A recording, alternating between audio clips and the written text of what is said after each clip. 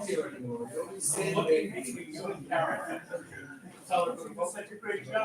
no, that's not what I want to hear.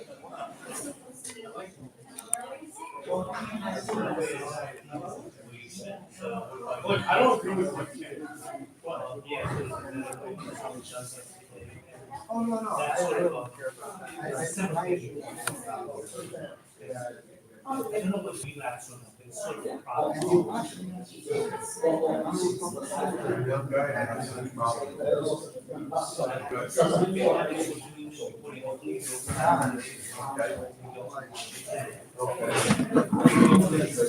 All right.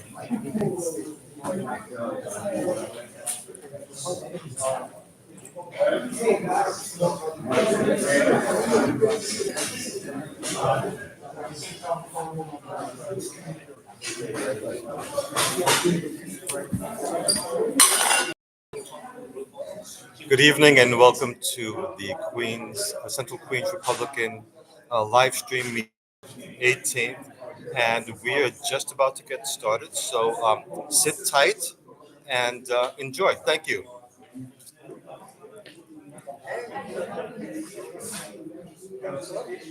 Very good.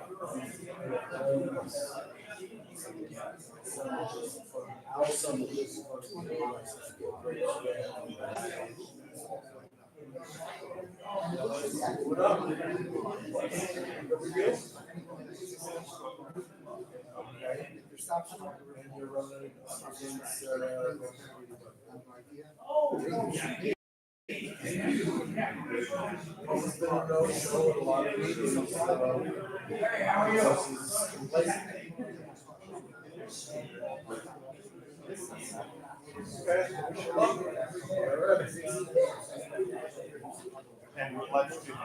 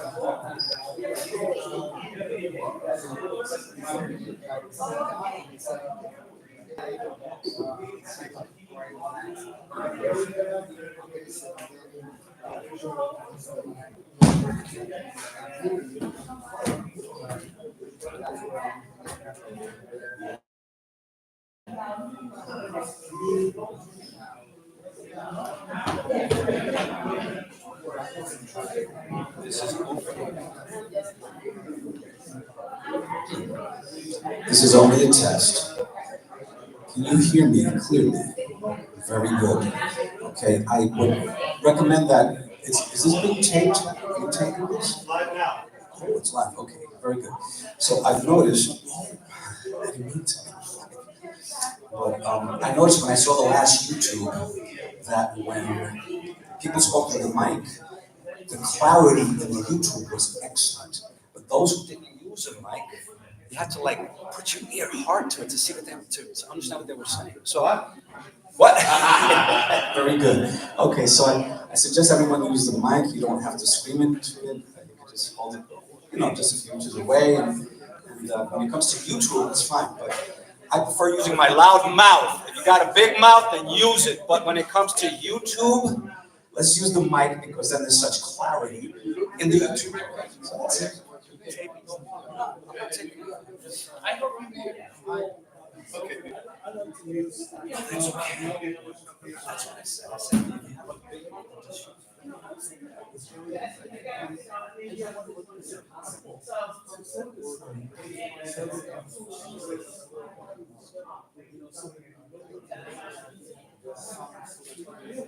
Yeah, of course. No, they carry their part of the things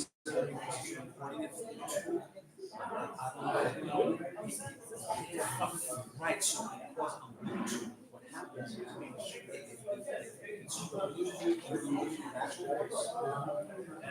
they use the sound system, very clear.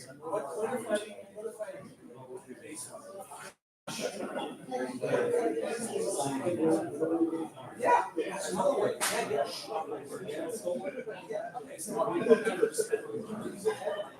This is wireless, so if I talk right into you, and you can do it right there. If I'm like this, because that's, see, I can't. It's enough to, sound check.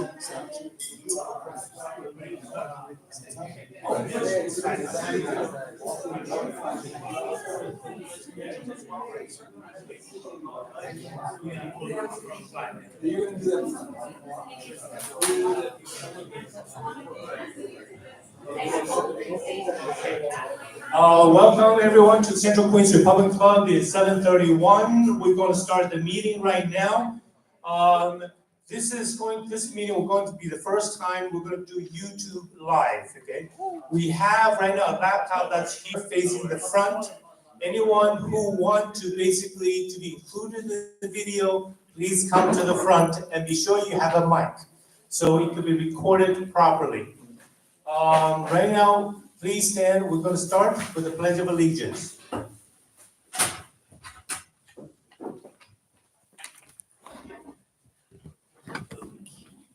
Okay, I guess. Sorry about that. I did not throw the flag in time.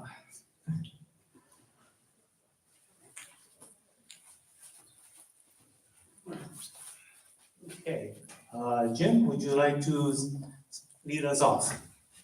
I pledge allegiance To the flag of the United States of America and to the republic for which it stands, one nation, under God, indivisible, with liberty and justice for all.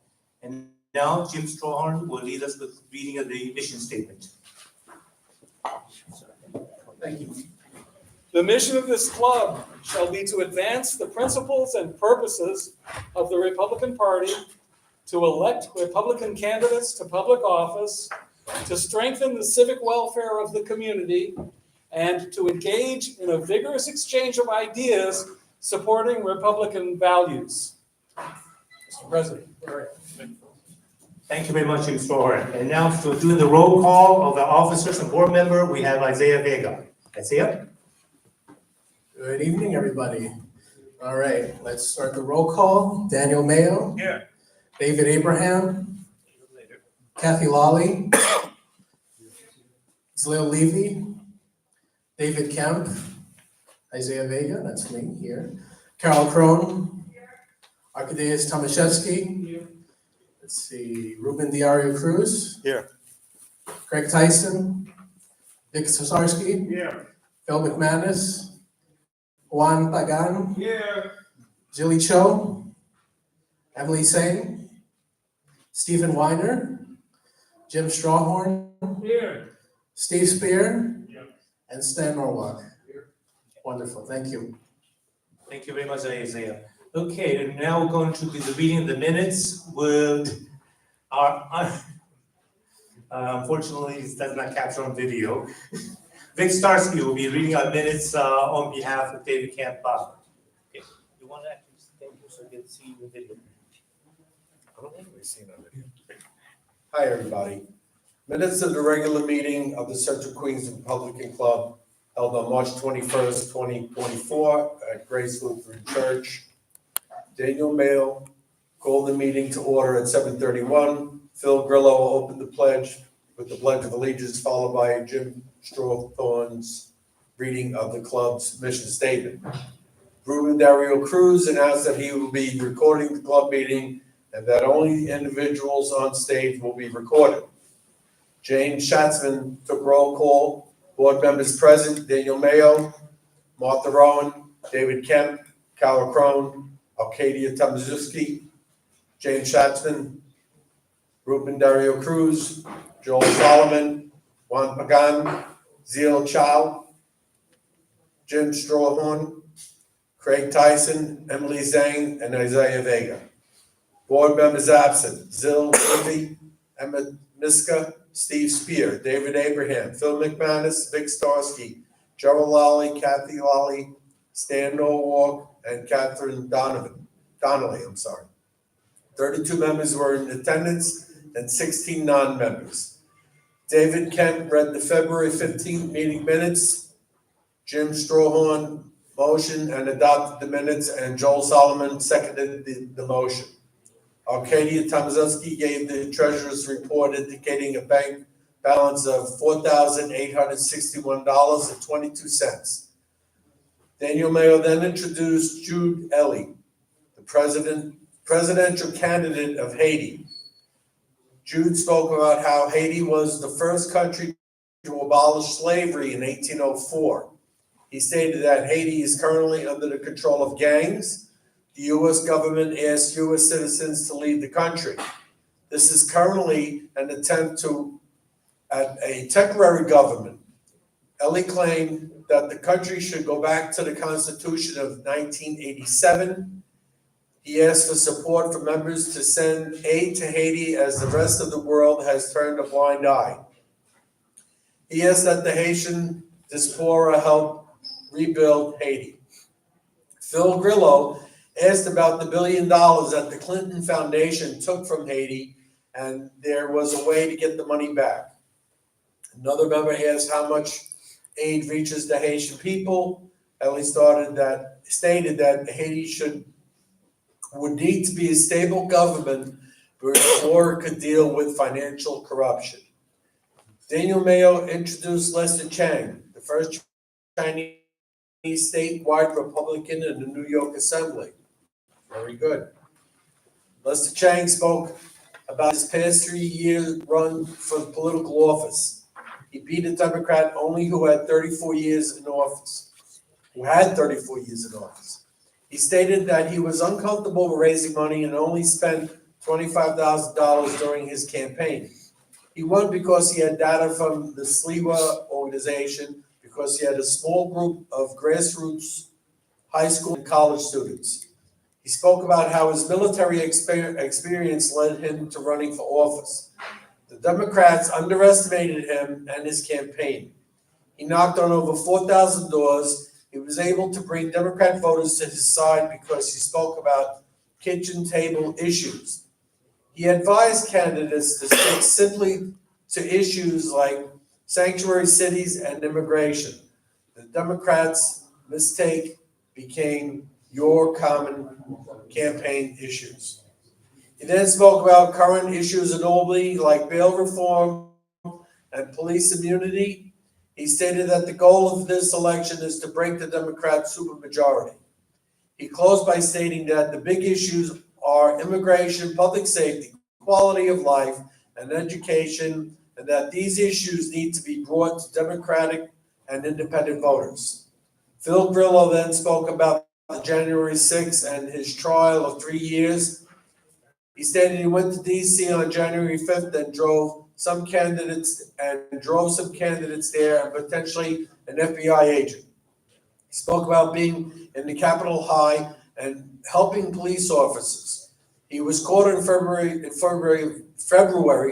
by 70 officers. He stated he did not see any violence during January 6th. He spoke about the jury pool in D.C. being all Democrats who wanted him prosecuted. He spoke about a police lieutenant lying. Pardon me.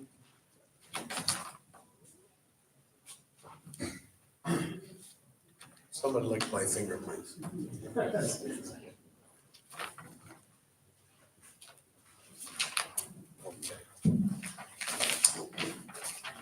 Lying on the witness stand against him. He faces around 30 months in prison. His lawyer put in motion to stay his sentencing, and the judge granted it because of the current Supreme Court case of Fisher versus the United States.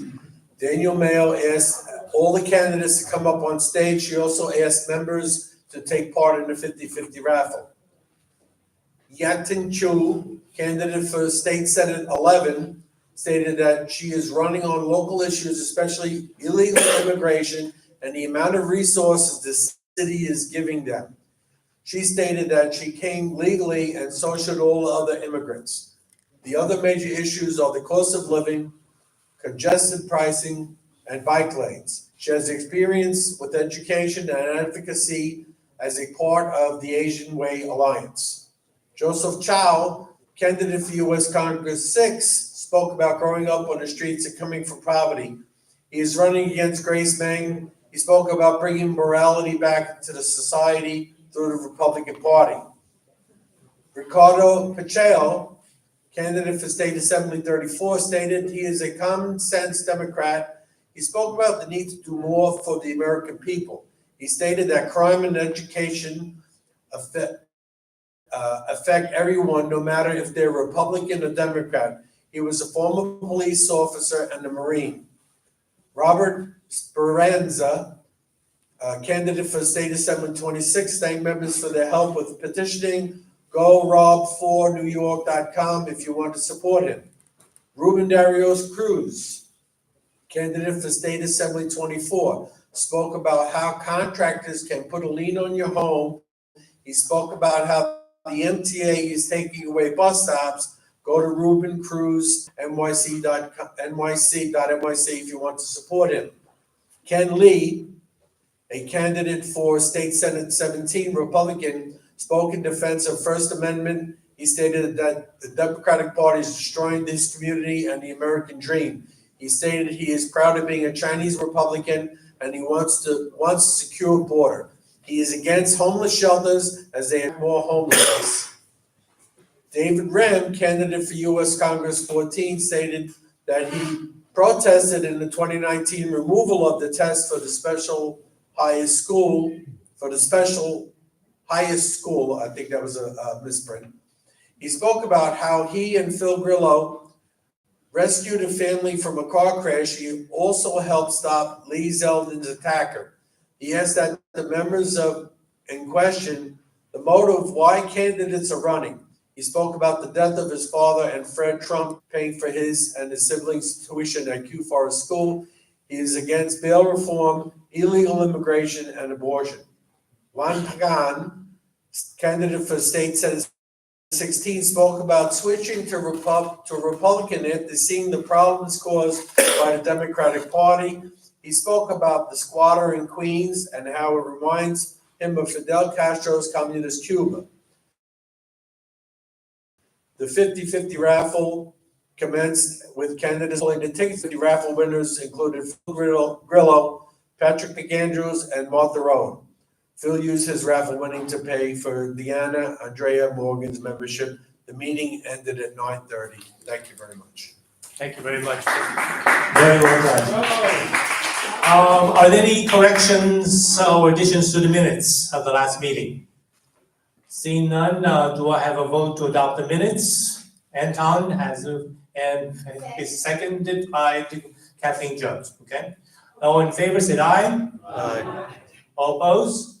Okay, so it's been announced adopted.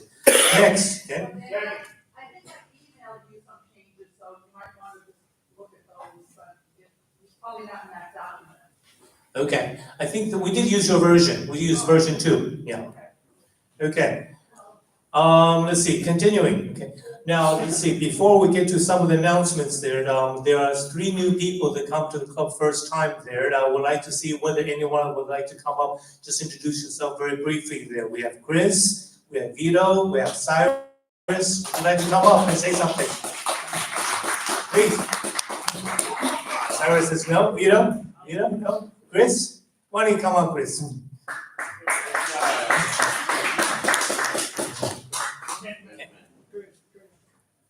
Thank you. Hi, everyone. My name is Chris. Oh, sure. Born and raised in Queens, from Queens Village. My wife and I moved to Forest Hills once we got married about 2 years ago. Yeah, I'm here fundamentally because I'm pretty worried for the state of our nation. And I think it's our civic duty to be involved with what's going on, with everything going on right now. We have people who believe that our Constitution is immoral, people who don't see the incredible value of growing up in America, that it is the most equitable and prosperous and fair nation to ever exist.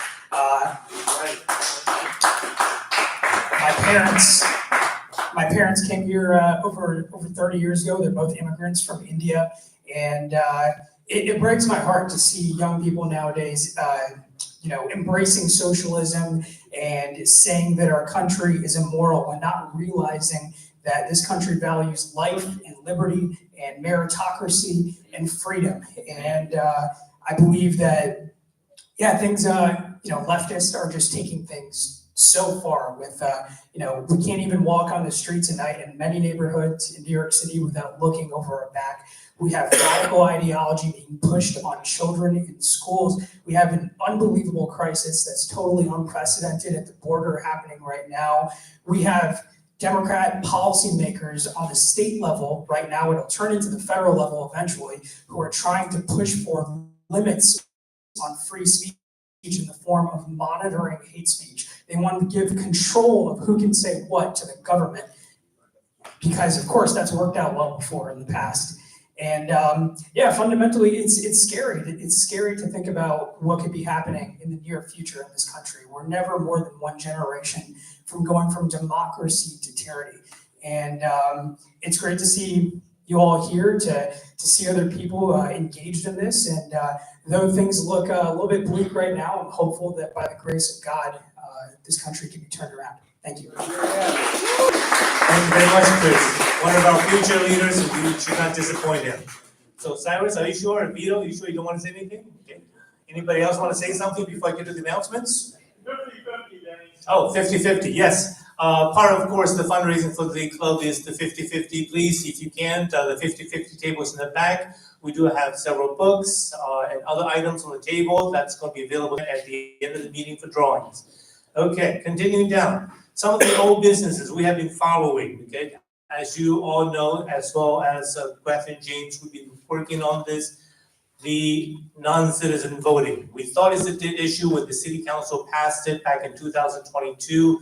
We took it to the Richmond Supreme Court in Richmond County. It was ruled unconstitutional. The city appealed.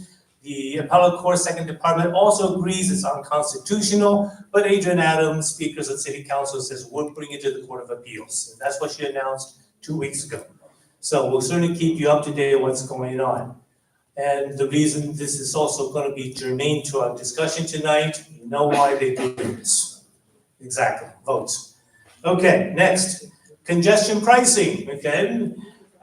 General Levers is right now trying to fight the 4 lawsuits that's holding it back from the starts in June. One is of course done by Staten Island, Villa Vasella, one is done by New Jersey, one is done by the Low Battery Park City, and the fourth one is sort of the Upper East Side. And General Levers right now, you probably read the news yesterday, cutting a deal with New Jersey by saying part of the congestion pricing money will go to you. So the $1 billion, guess what? I'm sure by the time it's going to be the first time they're going to be collecting the money, it will be nowhere near $1 billion. Okay? And I'm sure it's going to be more than $15 coming down the road. Okay? All right. Anyway, certainly that's something we're going to try to fight against it. We'll certainly keep you up to date on what's going on there. That's really, elections also always important. You want to elect people that's going to help do what's right for the people rather than for these agencies. Okay, next, City of Yes. Okay, exactly. And the budget basically that is supposed to be about to be passed in Albany. They talk about many things. They're going to incorporate part of City of Yes.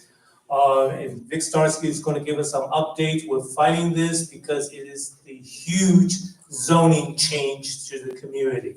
But people don't realize it. You're basically giving a lot of people rights that they're not supposed to have to control your community. And to do what?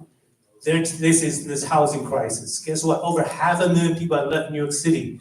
The problem is not supply. It is their laws and regulations that is causing the problem. So anyway, Vic Starsky is gonna give us some updates. Thank you, Dan. Just bear with me, I will not be holding question and answer after this. I want you folks again to do your own homework on City of Yes. In the back, there will be a sheet that you can take a picture of with your cell phone of the proposals given by the Department of City Planning, DCP, and the Mayor of New York, which is going to dismantle our neighborhoods as we knew it. They're deregulating the zones.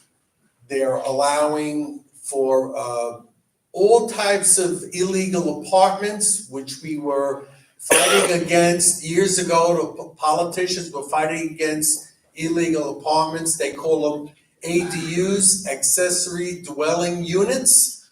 They are bribing people to the tune of $185,000. They're tricking them into finishing their basements, their garages, their attics. And what you're going to do is wind up signing a contract with the city of New York to have people move in there, and it will be a disaster.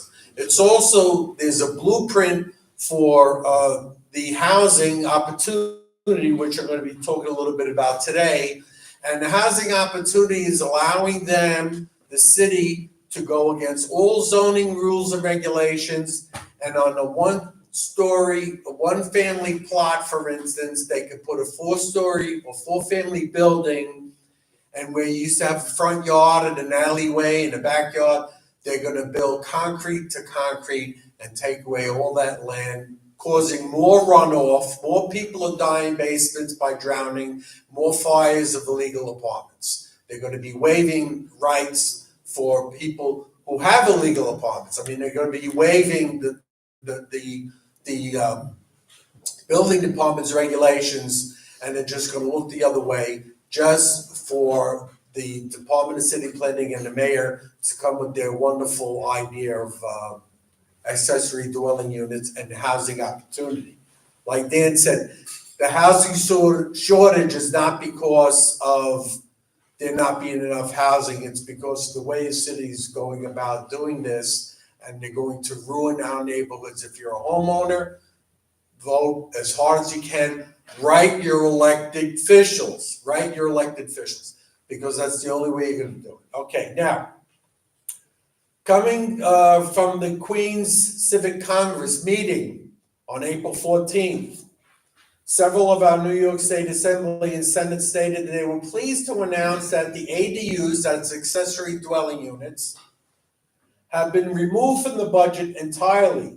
The attendees, which included officers and members of over 60 civic and homeowner associations, as well as other organizations from all over Queens, gave a loud round of applause and breathed a sigh of relief. Okay, now, this morning, which was, I think it came up about 2 days ago, it was discovered that not only have the ADUs not been stripped from the budget, they had been included as an opt-in. This is very dangerous, folks. As an opt-in incentive program for all municipalities statewide, including New York City. This is absolutely no question that there is an ability for NYC to opt in. Then the Adams administration would take the opportunity to do it. As it is large part of the City of Yes for housing opportunity plan to allow ADUs on every 1- and 2-family property across the city. That's across all 5 boroughs, folks. In addition, we were informed that legislation is still considering legalization basement cellar apartments across the city. A process would allow basement and cellar apartments by community board area. Each community board and their elected representative, city council, assembly, and senator would vote to decide if they want to allow the legalization of basement and cellar apartments in every board. If they vote yes, then basement and seller apartments would be allowed. We consider this too arbitrary, inconsistent citywide. Finally, there is a move to give religious organizations the ability to build high-density apartment buildings on land that they own in low-density areas, statewide. This is the governor putting in her digs as well. Okay? That would allow up to 50 units per acre, similar to Hochul's housing compact from last year, and would be exempt from local land use regulations. Similar to last year, this proposal would violate the home rule section of the New York State Constitution by mandating this in every municipality. So they're breaking the Constitution of the state of New York. This is legal, folks, okay? It's not legal. We are convinced that these are disastrous proposals which are currently in the omnibus budget bill, which is in final negotiations. We urge you to get in touch with your assembly members and senators immediately and tell them these provisions must be stripped from the budget now. I look forward to your support. Again, on the back table, there will be some outlines of what they consider low density, transit-oriented development, accessory dwelling units, district fixes, universal affordability preference, campus infill, small and shared housing. They're talking about making housing like the turn of the 19th century where everybody would share a kitchen and a bathroom. Just think of that.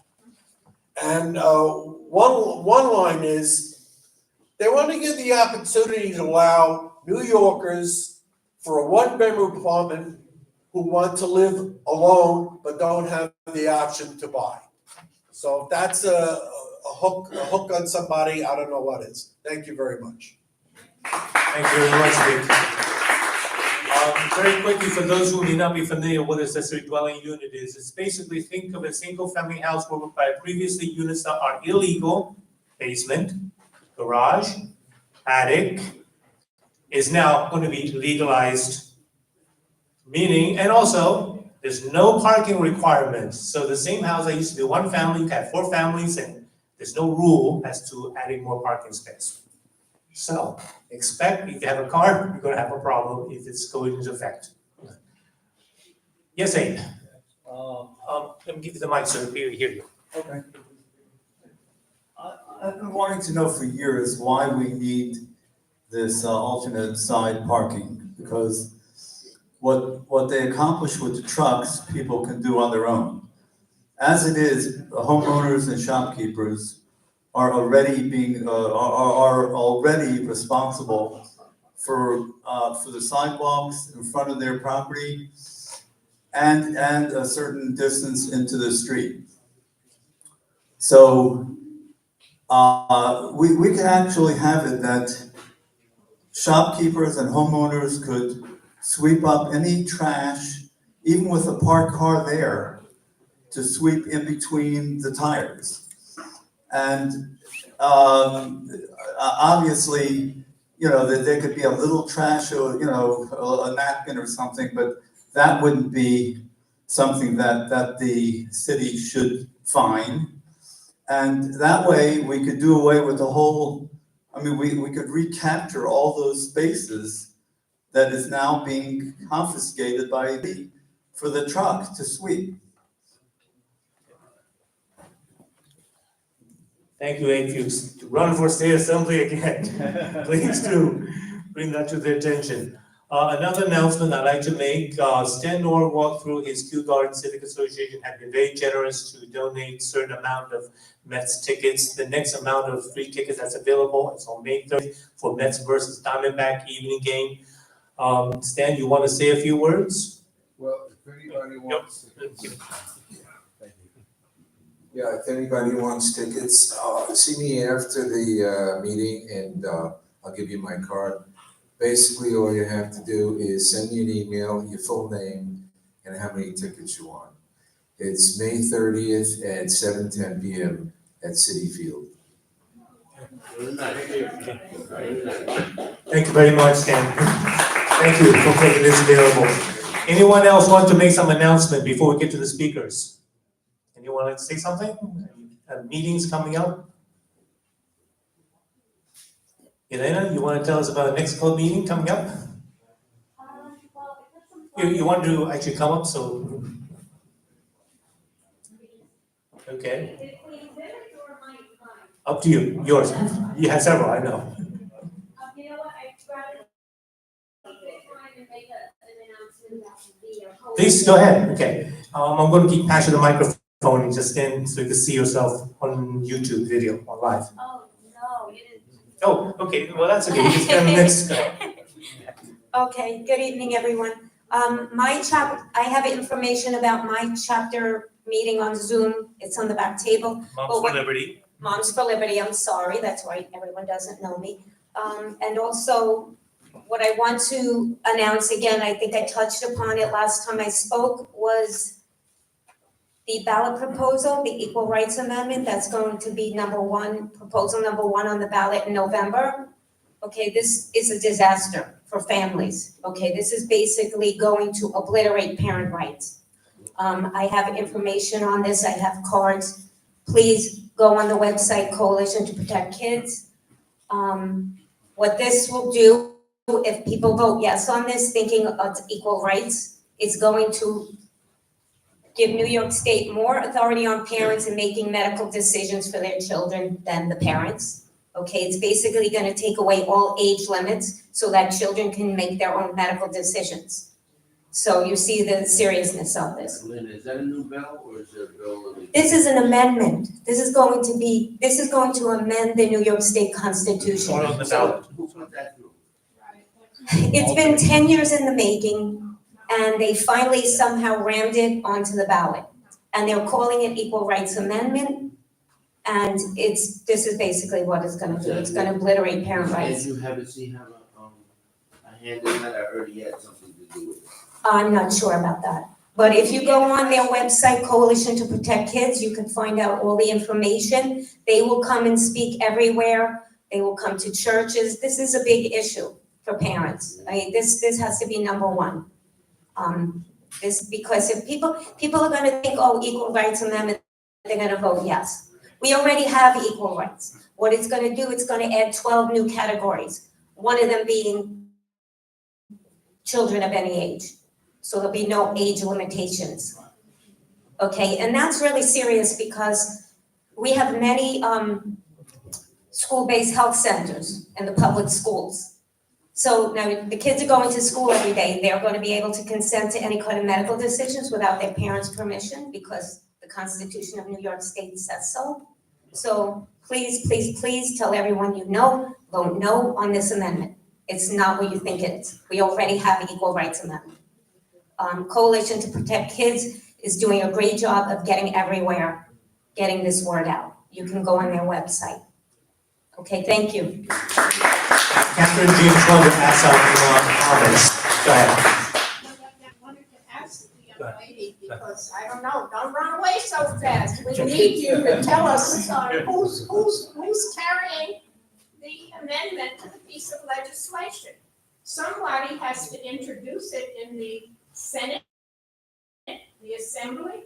I don't have the exact names of who started. To get it, because it has to get on the ballot, and to get on the ballot, it needs an elected official from a district that represents his or her constituents. You just can't have a ballot like a piece of bird shit to drop somewhere. Excuse my expression, but I'm angry. Oh, I don't You want to pass it? Not if you can. Laura Moody, you want to say something? Go ahead. Laura Moody? The New York State Senate and Assembly passed a bill in May of 2023 that authorizes children who are runaway or homeless under the age of 18 to consent to medical treatment. So they can have surgery, they can have anything. Kathy Hochul signed it into law in December of 2023. In order to become official, it has to go on the ballot, so the voters had to ratify, so it will become an amendment to the Constitution. So the law already passed. Just they want to take it to the board, make it official. Once they change the Constitution, no one can challenge the rules. And we have been rallying for years, thanks to, New York Teachers for Choice, Educator for Freedom. Last year, I went to Albany and I saw these people voting for that bill. Some of them, they said, absolutely. Did you get a roll call on the number? Yes, I had, all of them were Democrats. The bills were opposed by the Republicans. Where do they live? I had an article, the newspaper, I wrote an article, I know the name, and one of them is Eisen. He's one of them. Yeah, and Jonathan Rinaldi is running against Yes. Please support Jonathan. District Yeah, I put the name of all the people on the article. He's very heavily against that. To answer, I guess, Catherine James' question, we're going to try to research it. We're going to give you the history of that particular bill, and who are the people that passed that law since and when. So at least we know who to target on that particular law. Okay, we're ready to move on to our speaker for the evening, Mr. Nicholas Softy. Okay, he is with the Federation for American Immigration Reform. Actually, Juan, I probably need to help you move the over here so he can be inside the. Actually, in the meantime, they're on the stage there, so at least we have all the candidates in the back there. Yeah, We'll see your face.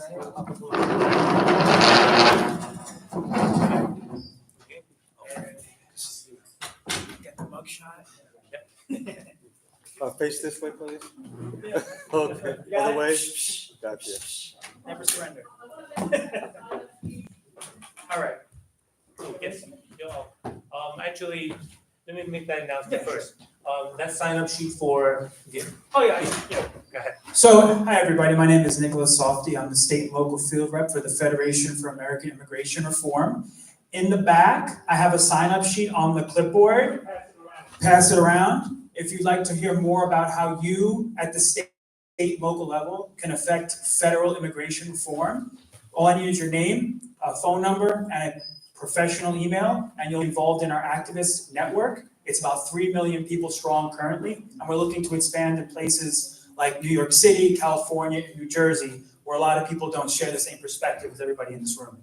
So that's that. Okay, so what is fair? Well, before I begin, I just want to say, is anybody here a legal immigrant? Legal immigrant? I want to give you all a round of applause. Thank you. I want to say thank you for doing it the right way and not doing it the illegal way. And isn't it a shame that we have to say that at this time in America? Just to applaud what is legal and to condemn what is illegal, when it's common sense just to do it the right way, the way that's been done for almost 200 years of this country's history. But I digress. Okay, so before I begin, I have to say, what is FAIR? FAIR is a 501c3 nonprofit, nonpartisan organization. We are in Washington, D.C., right up the road from the Capitol. We've been around for 45 years, and we are America's largest and oldest immigration policy reform organization.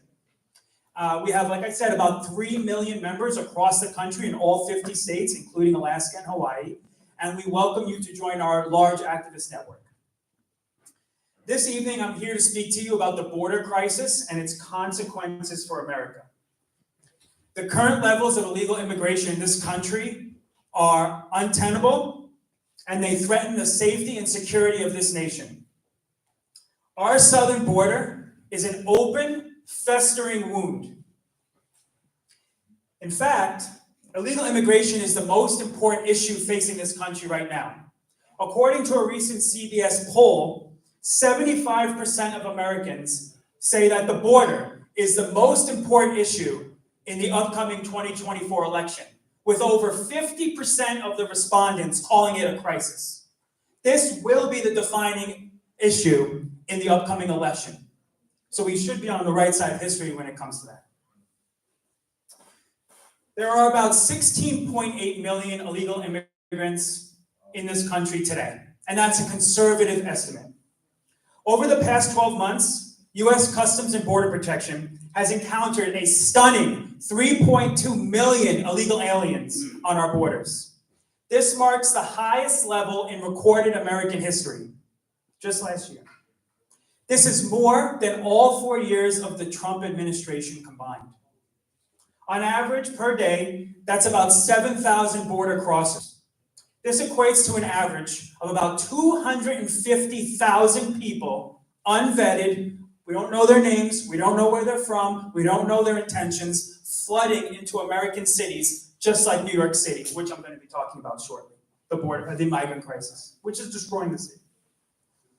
Under the Biden administration, more than 8 million illegal immigrants have been apprehended, with another 1.7 million gotaways evading Border Patrol. To put that number in perspective, that is equivalent to the entire borough of Queens 3 times over. Now you may be thinking, 8 million illegal immigrants that were apprehended, that's good. Well, you'd be wrong, because Biden's catch and release policy is letting 99% of them go. In fact, a report by the House Judiciary Committee found that less than 1% of illegal aliens were deported under the current administration. That means that 99% of them were released into the interior of the United States under the promise of attending a future court date, of which most will not attend. In fact, the backlog of immigration-related court cases is currently 7 to 8 years long.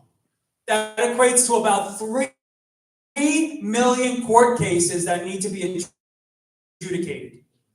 7 or 8 years of people being in our country, we don't know where they're from, what are their intentions, they're unvetted, unvaxxed, you want to go that route. But thank you. This is not unexpected.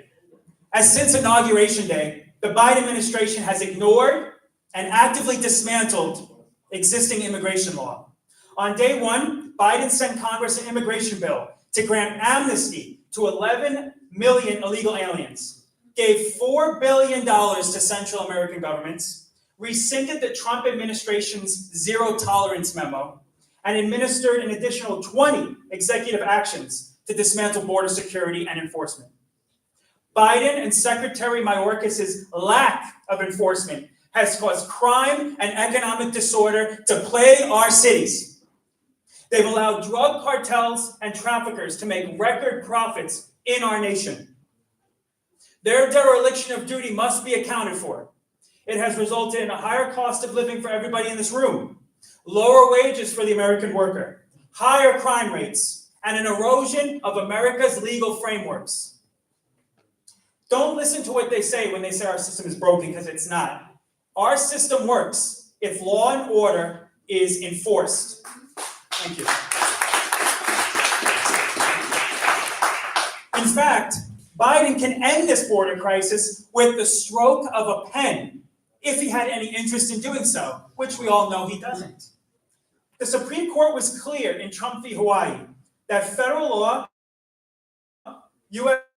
Code 8, this federal statute, quote, entrusts the president the decisions whether and when to suspend entry, whose entry to suspend, for how long, and on what conditions. Instead, America's immigration system is actively being tipped in favor of foreign nationals.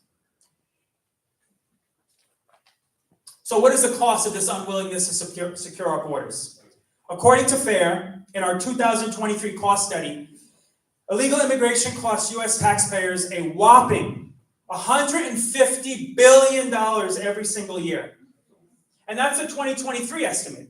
It's now about $163 billion per year. This financial drain directly affects the United States economy.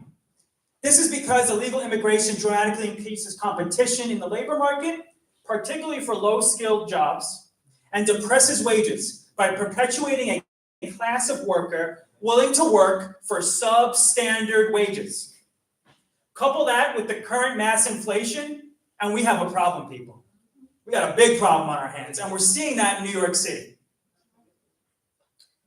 Now actually, you know what? Let's tighten the scope of this investigation right here in New York City, where I'm from, by the way. I'm a born and bred New Yorker, just like most people in this room. I was born in Long Island, Central Islip.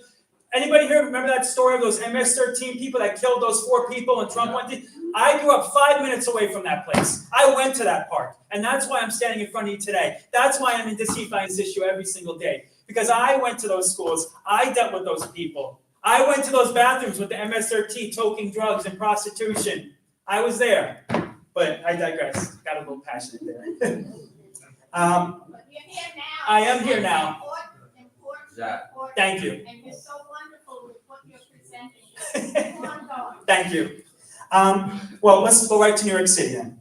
Where an estimated 1.1 illegal aliens and their 372,000 US-born children cost New York taxpayers, that's you, and used to be me, a whopping $9.9 billion every single year. This amounts to a burden to about 1.5 thousand to every person in this room per year. That's about, almost $2,000 out of your pocket every single year. No biggie, right? As a sanctuary state, New York is undermining federal law and giving aid and comfort to illegal alien criminals. In 2012, the Supreme Court declared immigration an exclusively federal domain in Arizona of the United States. This makes New York City's and New York State's sanctuary policies illegal and unconstitutional. Yeah. In fact, New York City has become the epicenter of this crisis. From spring 2022, when Governor Abbott first bused the migrants from Texas, to today, over 180,000 migrants are living in this city. This number, get this, this number is enough to fill Giants Stadium twice, Yankee Stadium 4 times over, and Madison Square Garden over 9 times. As a result of this populational influx, more than 200 migrant shelters have been installed across the city, often in hotels like the Roosevelt, former jails, school buildings, and in 10 cities in public parks like Floyd Bennett Field. This crisis is bad with a capital B, and Mayor Adams agrees. In a moment of candidness, Mayor Adams declared, and I quote, "I'm going to tell you something, New Yorkers. I'm going to tell you something. Never in my life have I had a problem that I didn't see an ending to. I don't see an ending to this. This issue will destroy New York City. This issue will destroy New York City." It's okay though, right? It's okay, he's got it all under control. Eric Adams has a plan. You want to hear his? Let's give them all debit cards. That's the plan. Yes. In fact, the amount of taxpayer money they're going to receive dwarfs the amount of money given to American families. It is disgusting. For example, the average family of 4's monthly supplemental nutrition assistance program SNAP payment is about $713. But migrant, that's double. That's more money, by the way, for all my veterans like myself. That's more money per month than a veteran in this state receiving a 50% disability rate. So disabled veterans get less money too. In fact, New York City will spend about $12 billion on this issue up to 2025. At this rate, that is nearly equivalent to the budgets of the Department of Sanitation, the Departments of the Parks and Recreation, and the FDNY combined. To cover the costs of the migrant crisis, the NYPD budget will be slashed by 13.5%. All this while criminal predation floods and plagues our city streets, and NYPD officers are being jumped by a group of Venezuelan gang members in Times Square. The illegal aliens who perpetrated this attack are members of the gang Tren de Aragua. I don't speak Spanish. My wife does, by the way. By the way, my wife is a legal immigrant. She did it the right way. She's from Ecuador. Thank you. Let's give her a round of applause. Who I love dearly. And this gang is the major reason for Venezuela's sky-high murder rates. In fact, let me tell you a story about another one of the members of this gang. He was released under New York City's sanctuary policy, after he had been arrested for child endangerment and motor vehicle license violations.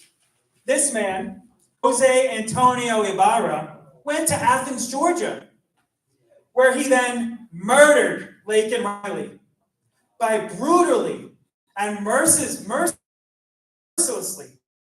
beating her to death through blunt force trauma. And I have to say this because on camera, allegedly, because she hasn't been proven guilty yet, but allegedly. How many more Laken Rileys do we need to see in this country? How many more? Because it's not a matter of if, it's a matter of when. And we all know that. I'm just going to go to the next part. But by not properly vetting our immigrants, our government is putting American lives at risk. And it is important to remember that every crime committed by an illegal alien is a preventable crime that does not need to happen. So now the Biden administration's border policies are not only affecting municipal crime in places like New York and Chicago, but it's also a matter of national security, as border security is national security. Terrorist groups are exploiting our unsecured border, and the United States government knows it, and they don't seem to care.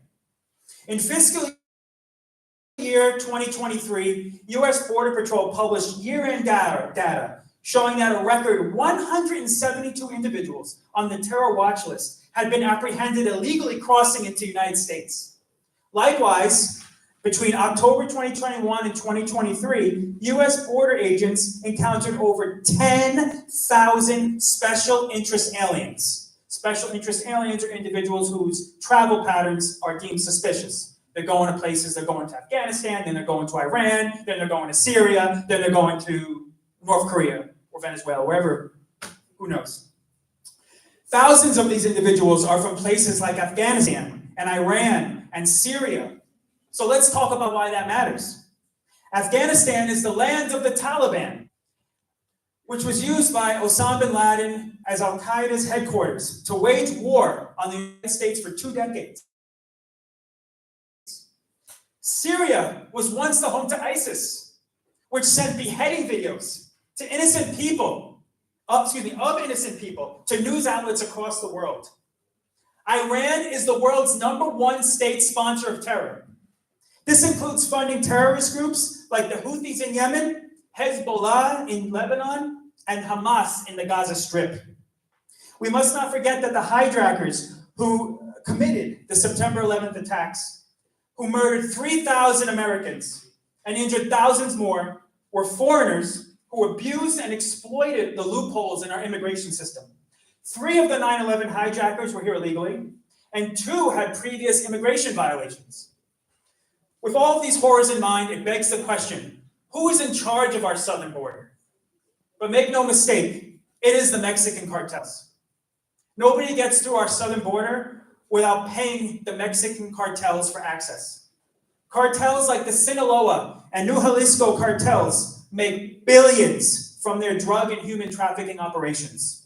These cartels are so powerful that they are the 5th largest employer of Mexicans in Mexico, which means they employ over 1 million people worldwide. And these transnational criminal organizations are exceedingly sophisticated. They're using social media apps like TikTok and what else are you using? Snapchat. I don't have social media, by the way, so I don't know. But they're using these to coordinate logistics and reach victims. And they're doing this in an unholy alliance with the Chinese government, who is making the fentanyl precursors and actually providing tax credits to individuals in China that are producing the fentanyl. So, they're financing this problem. The cartels are working to flood communities with drugs to make record profits all through our open borders. 99% of drug seizures occur at southern ports of entry. According to the DEA, the leading cause of death for age 18 to 45 is fentanyl overdose. Fentanyl has been found laced in every single drug: MDMA, ecstasy, LSD, marijuana, THC, GHB, all of them have been found by law enforcement agencies to have fentanyl in them, deadly amounts of fentanyl. Fentanyl is responsible for 70% of the drug overdoses in this country. Over 315,000 Americans have died from this since Biden took office. That is 5 times the number of soldiers that died in Vietnam, and is equivalent to 9/11 happening over 100 times. In last year, CBP seized 27,000 pounds of fentanyl coming across our southern border. This is enough to kill the entire population of North America twice. These are our friends. These are our coworkers. These are our family. These are our sons. These are our daughters. And I want you all to know. So, in closing, what can you do to stop this? First, Donald Trump. I can't say that, I'm not partisan. That's what you can do. But first, you must get engaged on the immigration issue, and I know I'm preaching to the choir. Everybody in here is well informed, and I get that. But tell somebody who doesn't know. Tell a family member who disagrees with you. Have an honest and loving debate with them. Talk to them. Tell them the facts that I just said tonight. Inform them. Educate them. Attend local city council or town board meetings. Sign petitions. Attend protests. Volunteer for local campaigns or state campaigns, like these individuals behind me. Run for local office. Do it. It's not a big deal. You might win. You can change some lives. Urge your legislators to reverse their course and ensure that the United States does not remain a magnet for illegal immigration. Call their offices. Write them letters. Send them emails. Make them hear your voice. Nothing in politics moves unless it's pushed. Yes, very true. And if you need any help, I'm always here to help. In closing, we must never forget that our country is a sacred space that is worth fighting for. We simply cannot remain a secure and prosperous nation while our borders remain under siege. We must always remember that if we lose our borders, we will lose our nation. Thank you. Thank you very much, Mr. Nydia. If you have questions you want to ask Nicholas right now, you need to have any questions. Elon, I guess you have a question that you like. Yeah, you got a question? Yes. Hold on, I'm gonna give you the mic first so you can report. President Biden is killing 300 young people every day, so he's violating the RICO Act, and 25% of people in prisons today are illegals. Yeah. And by the way, I just got to say, the Biden administration has stopped releasing that data, by the way.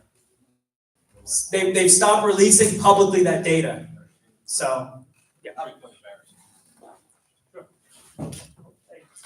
Hi, thank you. Most excellent presentation. Thank you for that. Thank you for your presentation. It was excellent. I do have a question, and you mentioned that in 2023, 177 known terrorists were caught. Okay, correct. You're right. You're absolutely correct. A few months ago, I checked, and it was 217 that were caught. Terrorists by the FBI that were on the terrorist watch list caught. And this was the count I took like maybe 2-3 months ago. What's it now? What is it now? If you have the answer, it's okay if you don't. But my real question is, those are the ones that were caught. How many got away? Well, I mean, no. Well, I know the data wouldn't be there, but I'm saying like what do you think? So in the thousands and the hundreds? Yeah. It's definitely in the hundreds more, for sure. Okay. And the number is growing exponentially, and one is too much. That's my stance on it. So then that means in America there will be some terrorist activity there. It's not a matter of, like I was saying before, it's not a matter of time. It's only a matter of time. And can they catch more watch list people north border or the south border? No, they did. They've been catching more at the northern border. There is an increase in the northern border, but still the southern border. Don't forget Canada. They're coming in through Canada. Yeah, they're coming in through the northern border, by the way. The northern New York border is seeing a large increase. Question over there? Yeah, Trump pardoned the bastard who laundered the money to that cartel. He was a Syrian. Kushner wanted him pardoned. I don't see you criticizing Trump for that. He pardoned. Fellow sir, 5 years, don't even talk to me about drug smoking. Nobody here knows anything shit about drug smoking. Trump, don't go around blaming the Mexicans. More than now about drugs in this country. What? You a fucking kid, that was why I found the fence. Don't even stop. Question in the back? Okay. I have a question. Yes. I think I met you before. Yeah, I don't necessarily know I need this, but, the AGs around the company, the AGs around the country, many of them have obviously been, engaging in lawfare. Do you think, that, I don't know, maybe work with some of the, red states AGs to affect some change? Well, I work personally on the state and local level. However, we do have a government relations team which can address that issue. Yeah, I don't work on the, working with red state AGs, right? Am I correct on that? Yeah. Well, we do, our government relations team does deal, I keep going away from the camera. Our government relations team does speak to both Republicans and Democrats on the state, local, and federal levels. So obviously a lot of that is behind the scenes. It's not, I'm not privy to say what's going on behind the scenes. I personally don't deal with it, but I know that we are engaging with elected officials on all levels of government to make sure that we enact change. Yeah. Any other questions? Chris? Oh, let me pass it back, please. There's been an increased conversation about whether or not the birthright citizenship of the children of illegals should be revoked. What's your organization's position on that?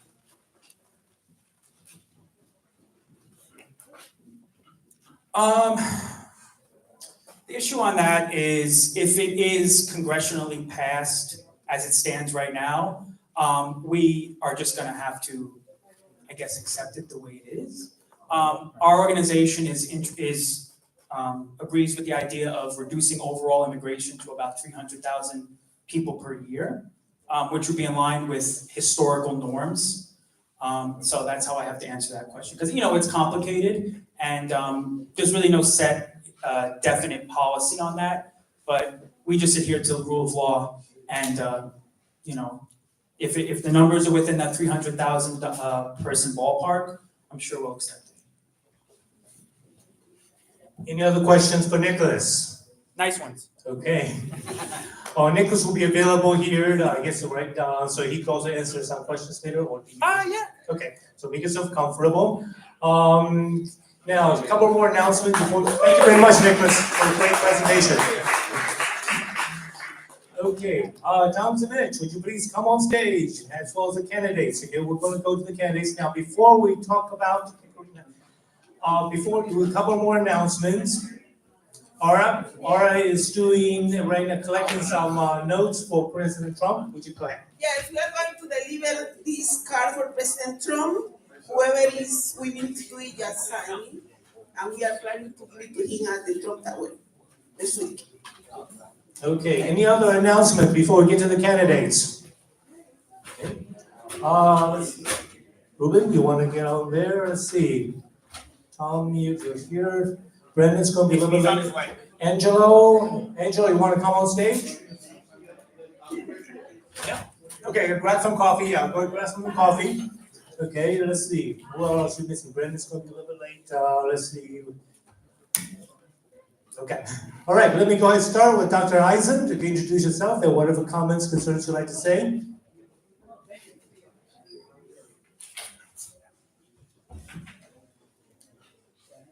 I don't know who knows me here, so I guess for me it's becomes monotonous introducing myself, but especially in Queens. And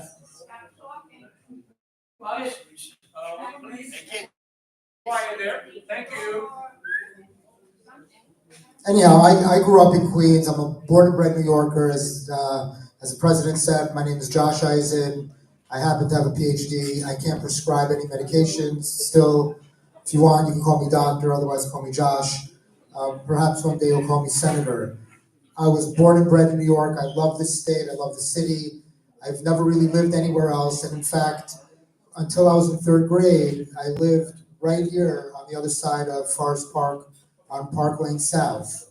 And I was there until third grade, and then we moved to, I guess, Flushing, right near Union Turnpike and 173rd Street. So I'm quite familiar with the area, and actually happy to be back. And I'm happy to see that some of the pizza stores and bagel shops are still around, like Utopia and some of the others. My father, speaking of immigration, he was an immigrant. He came here. He was a Holocaust survivor. He then moved back to Hungary, never joined the Communist Party, escaped communism and came here in 1957. And he built a life for himself, and one of which he was very proud, and obviously so was I. And I grew up with a very clear sense of what my values are. And I'm running for office because I wake up every day and I ask myself this question, and it's a question Republicans should start asking themselves. What are our values? What are our values? Especially when we live in a country where it's very hard to agree on what our values are and what our legal systems should be if we can't even agree on what words mean. If we can't agree on what a border is, we can't agree on what a man or a woman are. And that's the problem with the radical left. Everything is up for debate. And there is a sanctity to our legal systems. There's a sanctity to the United States. And there should be a sanctity to the approach that we have toward our laws. We can think about what our values are. I'll say this, and I won't belabor the point, but I think a Republican is somebody who does not believe in government intrusion, who believes that every law that's written out there should be reconsidered and deleted unless it's really necessary. A Republican looks at any new law, any new legislation, any new government intrusion into our lives as something to be resisted instinctively, unless there's good reason to add laws like congestion pricing or eliminating gas ovens or putting crazy textbooks in the schools. We should really hew to the Constitution, to the amendments, and to keeping laws simple and few. And those are my values. Republicans, we're the kinds of people that if there's trouble, we call the sheriff. We don't want government patrolling our lives. We don't want somebody out there knocking on our door, the FBI, the CIA, the IRS. That's the way the radical left operates. They want to patrol every second of your life with teachers' unions and other unions and all sorts of patrol mechanisms. And we are Republicans. If we have a problem, we will call the sheriff. We will call somebody in. We will go to the doctor. We don't need somebody to tell us we need this doctor to come here and give us this injection and that injection and this treatment. These are our personal decisions. These are our values. What are our, I appreciate the applause. I'm not accustomed to getting them. Usually I get, my kids that yell at me, they're like, take me to the store, you know, so, but I appreciate it. But those are our values. I'm sure I share them with you guys. We have real shared values. And I think if you go around the country, and you go around the city and the state, we will realize that most people believe in God, most people believe in strong families, most people want to be part of strong communities. But the radical left, they don't like strong communities, they don't like strong individuals, they like strong and big government. They like to deconstruct communities. They want to destroy churches and synagogues and anything that resembles strong local authority. And I appreciate the question that you asked before about the issue of alternate side parking, because that is a great question, and really, and with this I'll end, it addresses a fundamental question in the United States and in New York and everywhere. At what point does my authority end and the authority of the government begin to encroach? So when it comes to something like the airways, right, like air traffic control, I can't just fly my drone all over the place. An airplane could crash into it. I recognize that there's a need for a Federal Aviation Agency. When it comes to cleaning the streets or allowing for streets to be taken care of, I think it would be really difficult to say every street should be taken care of by the local street. It just would be too inconsistent. The sanitation department's a city. Right. So those are very big agencies, and again, I'll let the other guy speak. But my point is, that we need to be careful about large agencies, but at the same time, we have to recognize that each homeowner can't be responsible for the street in front of their house, right? Like there's a pothole. They already are. No, it's for the sidewalk and there are elements that are responsible for the house, and that's a real question. Where does it begin and where does it end? And the city and government should accommodate those beginnings and endings. To your point earlier, if somebody decides to build 50 units in a 1 acre, I'm like trying to do the math, like, you know, I live up in Westchester where people have 1 acre lots. I'm like, how do you fit 50 units, 200 potential individuals, sewage, plumbing, electricity? It's just not gonna work. The toilets will flood up, the electricity will dim. But anyhow, your question's a great question, and we Republicans, we err on the side of, hey, let me handle it. But we're in a big country with the military, police departments, roads, highways, radios. I'll pass it along.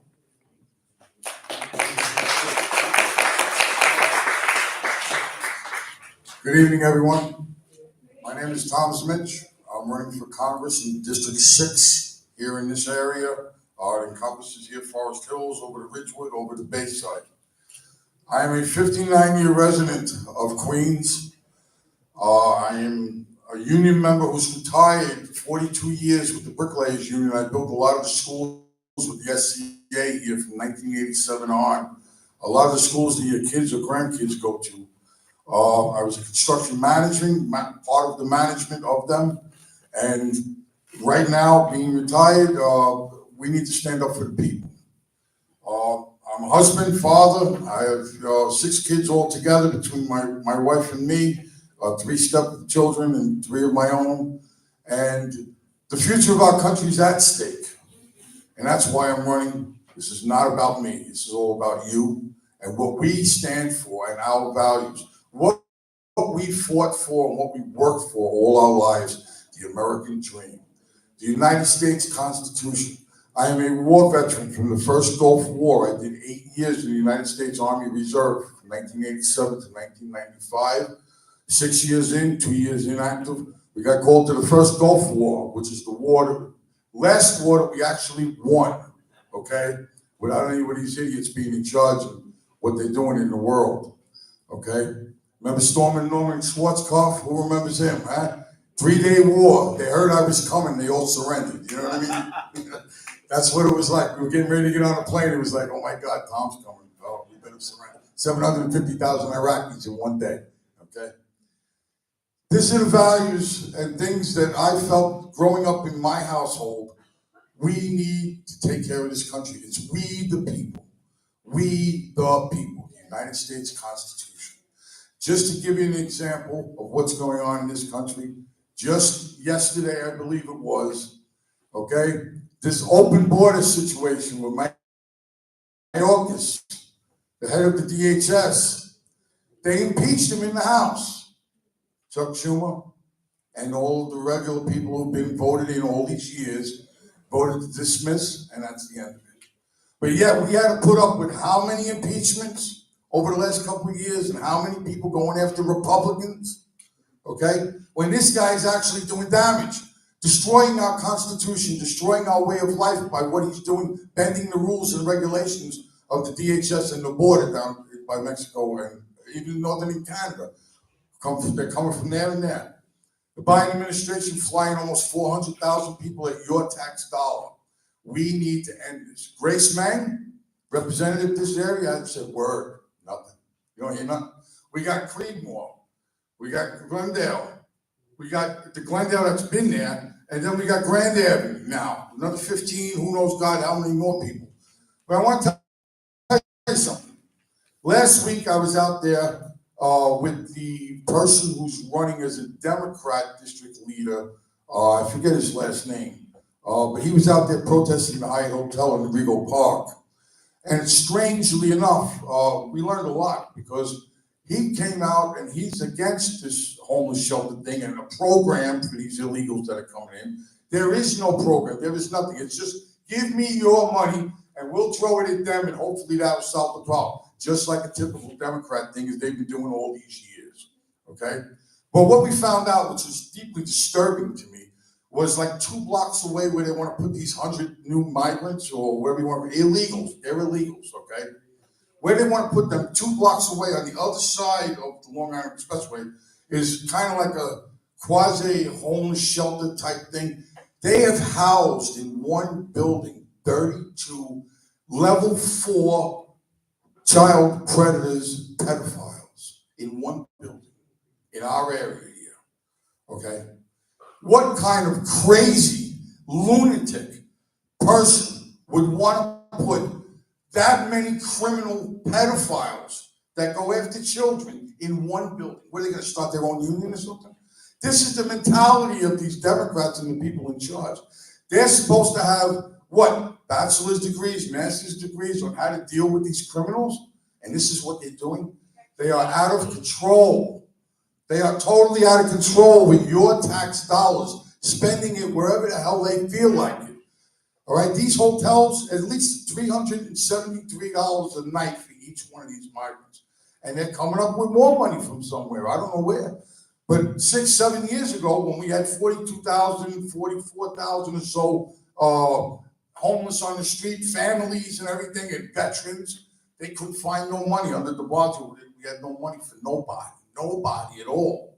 Now, look, we got 175,000 on top of the 42,000 that was already homeless from outside the state coming in here. And now we find another $2.4 billion from somewhere to house these people. This is a federal issue. Grace Meng is a federal representative. This is a federal problem. Someone needs to speak out and see what's going on and stop this. Sanctuary city is not a law. It is not even a mandate. Okay, it's just a procedural regulation. Okay, it's not even that. We need to stop this. We need to get rid of every single incumbent that is in this whole area in Queens. That's what you need to do. Okay? And remember, my name is Tom Zmich with a Z, so don't forget to vote because I will stand for you and we will fight this together. Thank you.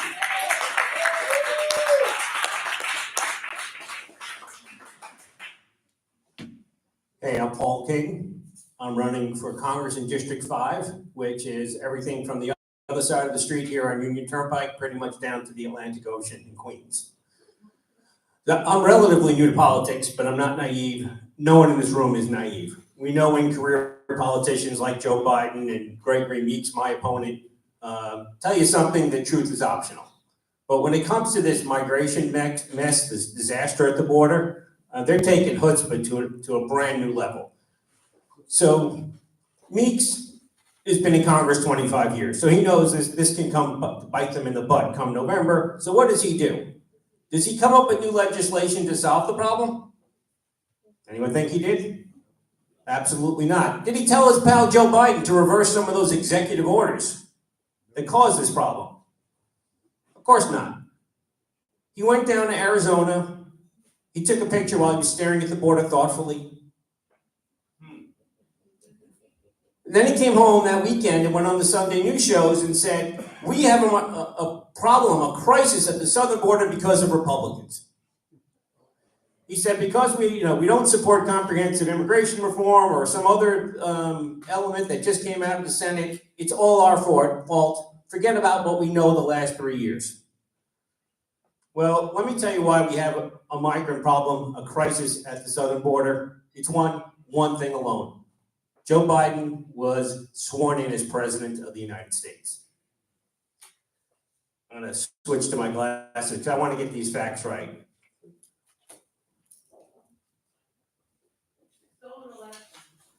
On day one in office, Biden revoked Trump executive order that prioritized the deportation of aliens who engage in criminal conduct like the migrant who killed Blake and Riley.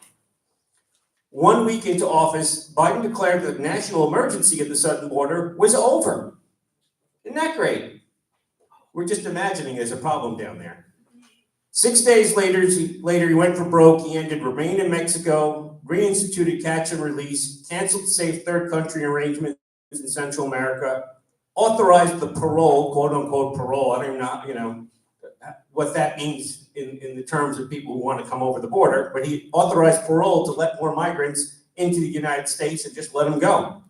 So basically, Joe Biden ripped out everything that worked in the Trump era. And the gentleman before us gave us some great statistics about the impact, but sometimes a picture's worth 1,000 words. Look at that line. What happened is just a couple of months, our encounters at the southern border went through the roof. The green area is when the Democrats had control of Congress and my opponent was in charge of foreign affairs. And just in case thank you. It wasn't his fault that all these people came here. This is a chart, and this is from the BBC. I didn't make this up. And the BBC doesn't like Trump and Republicans on the whole, so certainly not a biased source in our favor. This is the number of deportations. So millions of more people coming here illegally, way fewer deportations. So all the impacts that people are talking about, all the impacts on our citizens, all the impacts on Gregory Meeks' constituents down here in Queens, Grace Meng's constituents in Queens. These are federal people who can actually solve the problem. We're all paying the price. So, just briefly, what would I do once I got to Congress? I'll keep this short, but first off, I'd support everything that's in HR 2. When the Republicans took over, they came up with a package that said, let's work on everything, put back everything President Trump was doing, and then a few more things that make sense. Of course, Chuck Schumer wouldn't take it up in the Senate, and Greg Meeks said, I don't think that's fair to asylum seekers. So the second thing I would do is rewrite the definition of asylum or asylum rules, because asylum is an important element where someone's being persecuted in a foreign country. It's not a magic abracadabra word. You get to the border and say, asylum, and I'm in. And that's what's happening. Well more than 90% of these people have no basis in fact for claiming asylum, and we're just letting them in and letting them go. That's gonna stop, and we're gonna fix it so that there's no backdoor way of getting a judge to say, oh, you have to let it keep happening. Third thing, and it's touching on again what our speaker said, these cartels are evil people, and we need to be able to take action against them just the way we take action against bad actors in Iran or Russia or anywhere else. So I would sponsor legislation so we could take the fight to them. And then I have some long-term ideas about how we really need to build an America's supply chain. So we get a lot of stuff made in China and other places. We should be having that stuff made in the Americas so people in El Salvador and Honduras have a chance at a better life, and they're not all getting desperate and coming up to the border because Joe Biden's letting them in. But that's way down the line. And frankly, everything else I said about legislation that I'd support doesn't really matter unless Donald Trump gets elected. That has to be our number one priority. Because if he's elected, then a new president can erase what Biden did to us. And that's what we need on day one. We're gonna fight, we'll fight for good legislation, Tom and I will, and that'll take time, but we'll make the country stronger. But we need Donald Trump in the White House, and Donald Trump needs us in Congress so he has a solid Republican majority. And I'm grateful for Danny for having, this is a tremendous issue that's impacting everyone's quality of life. So I'm gonna pass it on to Bill, who's also coming to Congress.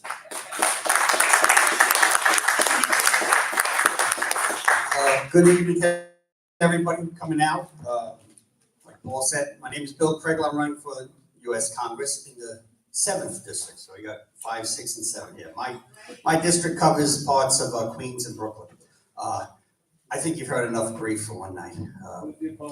It's Velazquez. Let me tell you the good part. We're going to win. And that's a simple fact. Right. It is. I'm not trying to blow smoke up your way. People are angry out there. Everyone is angry out there. Not just us here. People are fearful of traveling the streets. They can't go on the buses or train. You don't know who's going to sucker punch your female companions and all that. So it's bad. So I see that coming about. And in November, I think we're going to be raising our hands all in victory. So I'm a pretty easy read. I'd rather have my other fellow candidates, who I thank for stepping up also, to give a whole slate of candidates for you to vote on. If you have any questions after everyone introduces themselves, I'd be more than happy to answer them. Thank you.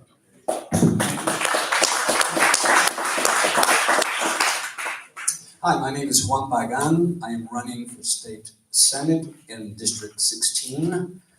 Simply, I'm running against John Liu. Now, this is a pivotal year. 2024 is critical. We have to take it, all right, if we want to take this country back, okay? Now, John Liu is robbing the people the opportunity to have a choice, okay? This morning, I received two letters, 28 pages each. Liu is taking me to court, Supreme Court, to scrutinize my petitions. He's circumventing the Board of Election hearings, because Board of Election will say, well, Juan Pagan is okay, his petitions are fine, put him on the ballot. But he's afraid of that. You know, Adolf Hitler in 1933 won chancellor in an election in which his name was the only one on the ballot. So John Liu, I hope you're listening to me, because now I see who inspired you to commit this act of fascism against your own people here in Queens by robbing them of an opportunity to choose. You want to be the only one on the ballot? Well, let's see what happens in court Monday morning. I'll be in court this Monday morning to deal with my Republican line. Then Thursday morning, I'm back in court to deal with my conservative line. Okay? That's okay. That's okay. All right? It just shows how fearful and how horrified the Democrats are of us Republicans and us conservatives and what we stand for and our values. Okay? So for those of you who pray, keep in your prayers. I'll be in court Monday morning and Thursday morning to deal with this fascist, communist John Liu. Okay? Thank you.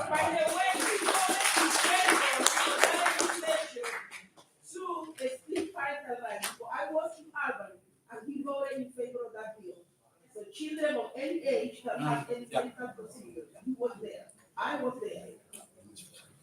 Yes, there are many things that John Liu signed upon in the state legislature that are really meant to demoralize and destabilize society here in New York City, in New York State. So he needs to be defeated, okay?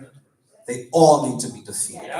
And we got warriors right here who are willing to do it, but we need your help, okay? God bless you, God bless America. You've heard the rundown. My name is Angelo King, and I'm running for State Assembly for District 27. And that covers College Point, Whitestone, Promenade, Beechhurst, Kew Garden Hills, Kew Gardens, Malba, and a piece of Forest Hills, right? And it includes the park, Flushing Meadow Park. Could you believe that, right? It's like there's no houses there. They just included it into my district. So my opponent, let me get there, sir. My opponent is Sam Berger. Now, if you look at what's going on, right? Sam Berger came out of nowhere, right? He was endorsed by the opponent of Sam Rosenthal, right? And then what they did was they chose him, and they put someone else named David Hirsch to run against him. But David Hirsch never ran before, and he lost that election. One thing is that I ran for the 2022 election, and I got nearly 9,902 people that went out and voted. And I got 42% of the vote, right? Well, I was really shocked that me being second place didn't have the opportunity to be in the special election. And not only that, there was one thing that I've noticed, right? I'll tell this gentleman here and everyone else is that he received a lot of support by the state Republican chairman named Ed Cox, which came out in the news that he was a closet Democrat that was putting other people in so they could lose as Republicans, put Republicans to lose, so Democrats to win, right? So he was exposed. He gave David Hirsch every single support that each and every one of our candidates that ran in 2022 that we never got, right? And one thing that I will say is that this year, we're looking at a victory.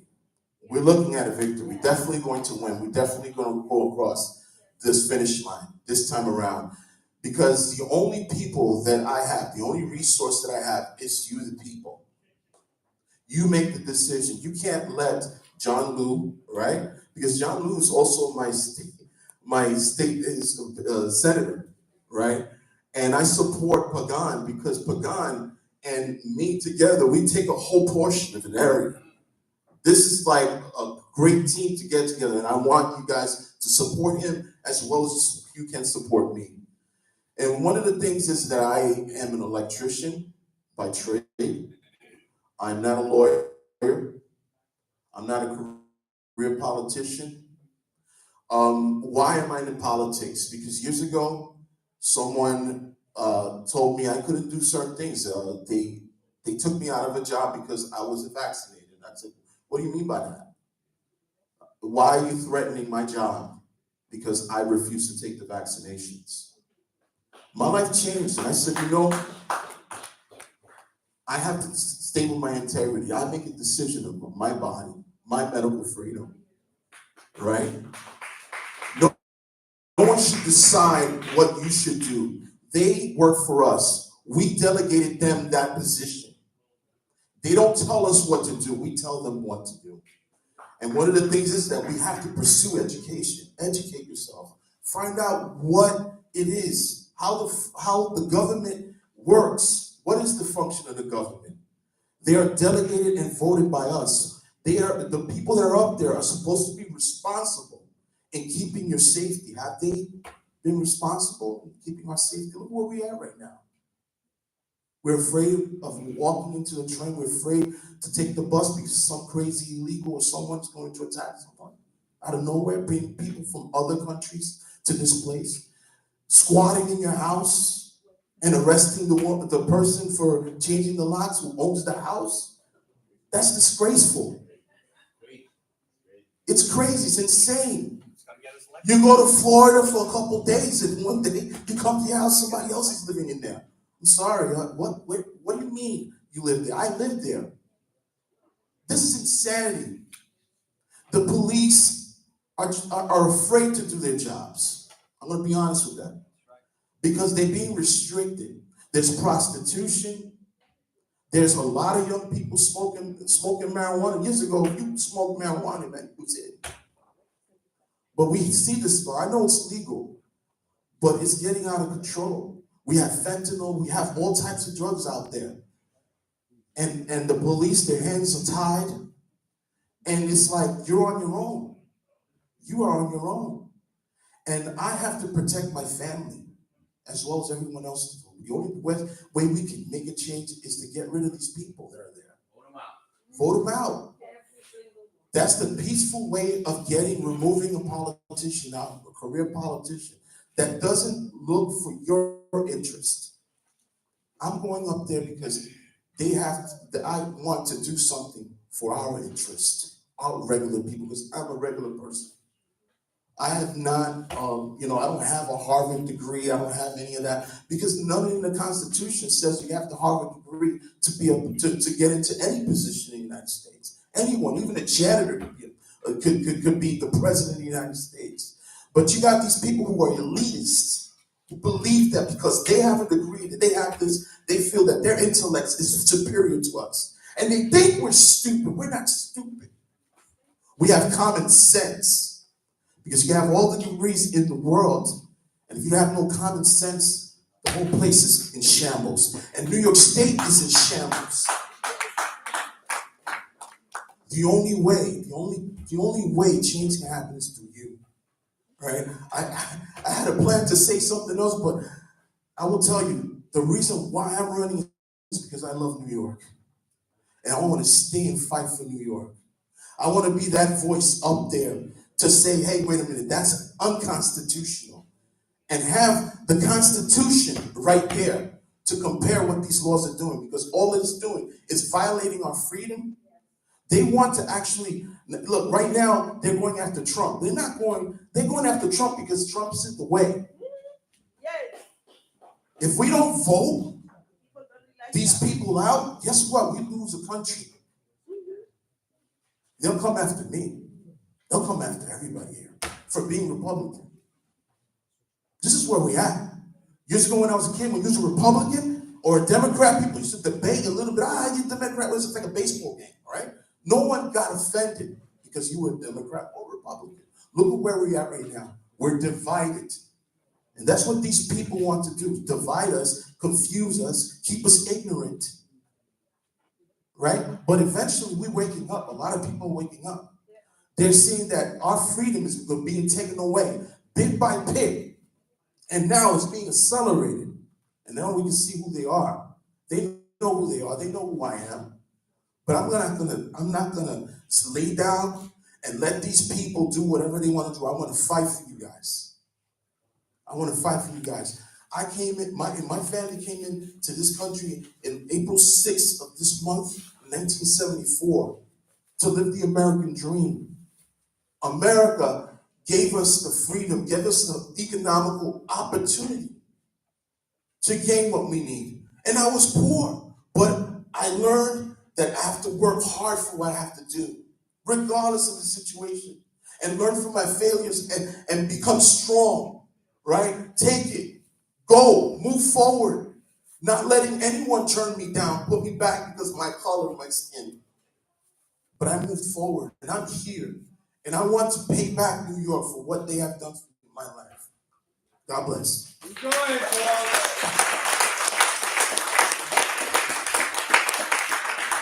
That was a fantastic speech, by the way. So good evening, everybody. My name is Brandon Castro. I'm a candidate for State Assembly here in Queens, District 30. My opponent is Stephen Raga, so that includes the communities of Woodside, Maspeth, and Elmhurst. And I see we have a big problem when it comes to the Queens GOP, or I guess just like the New York scene overall.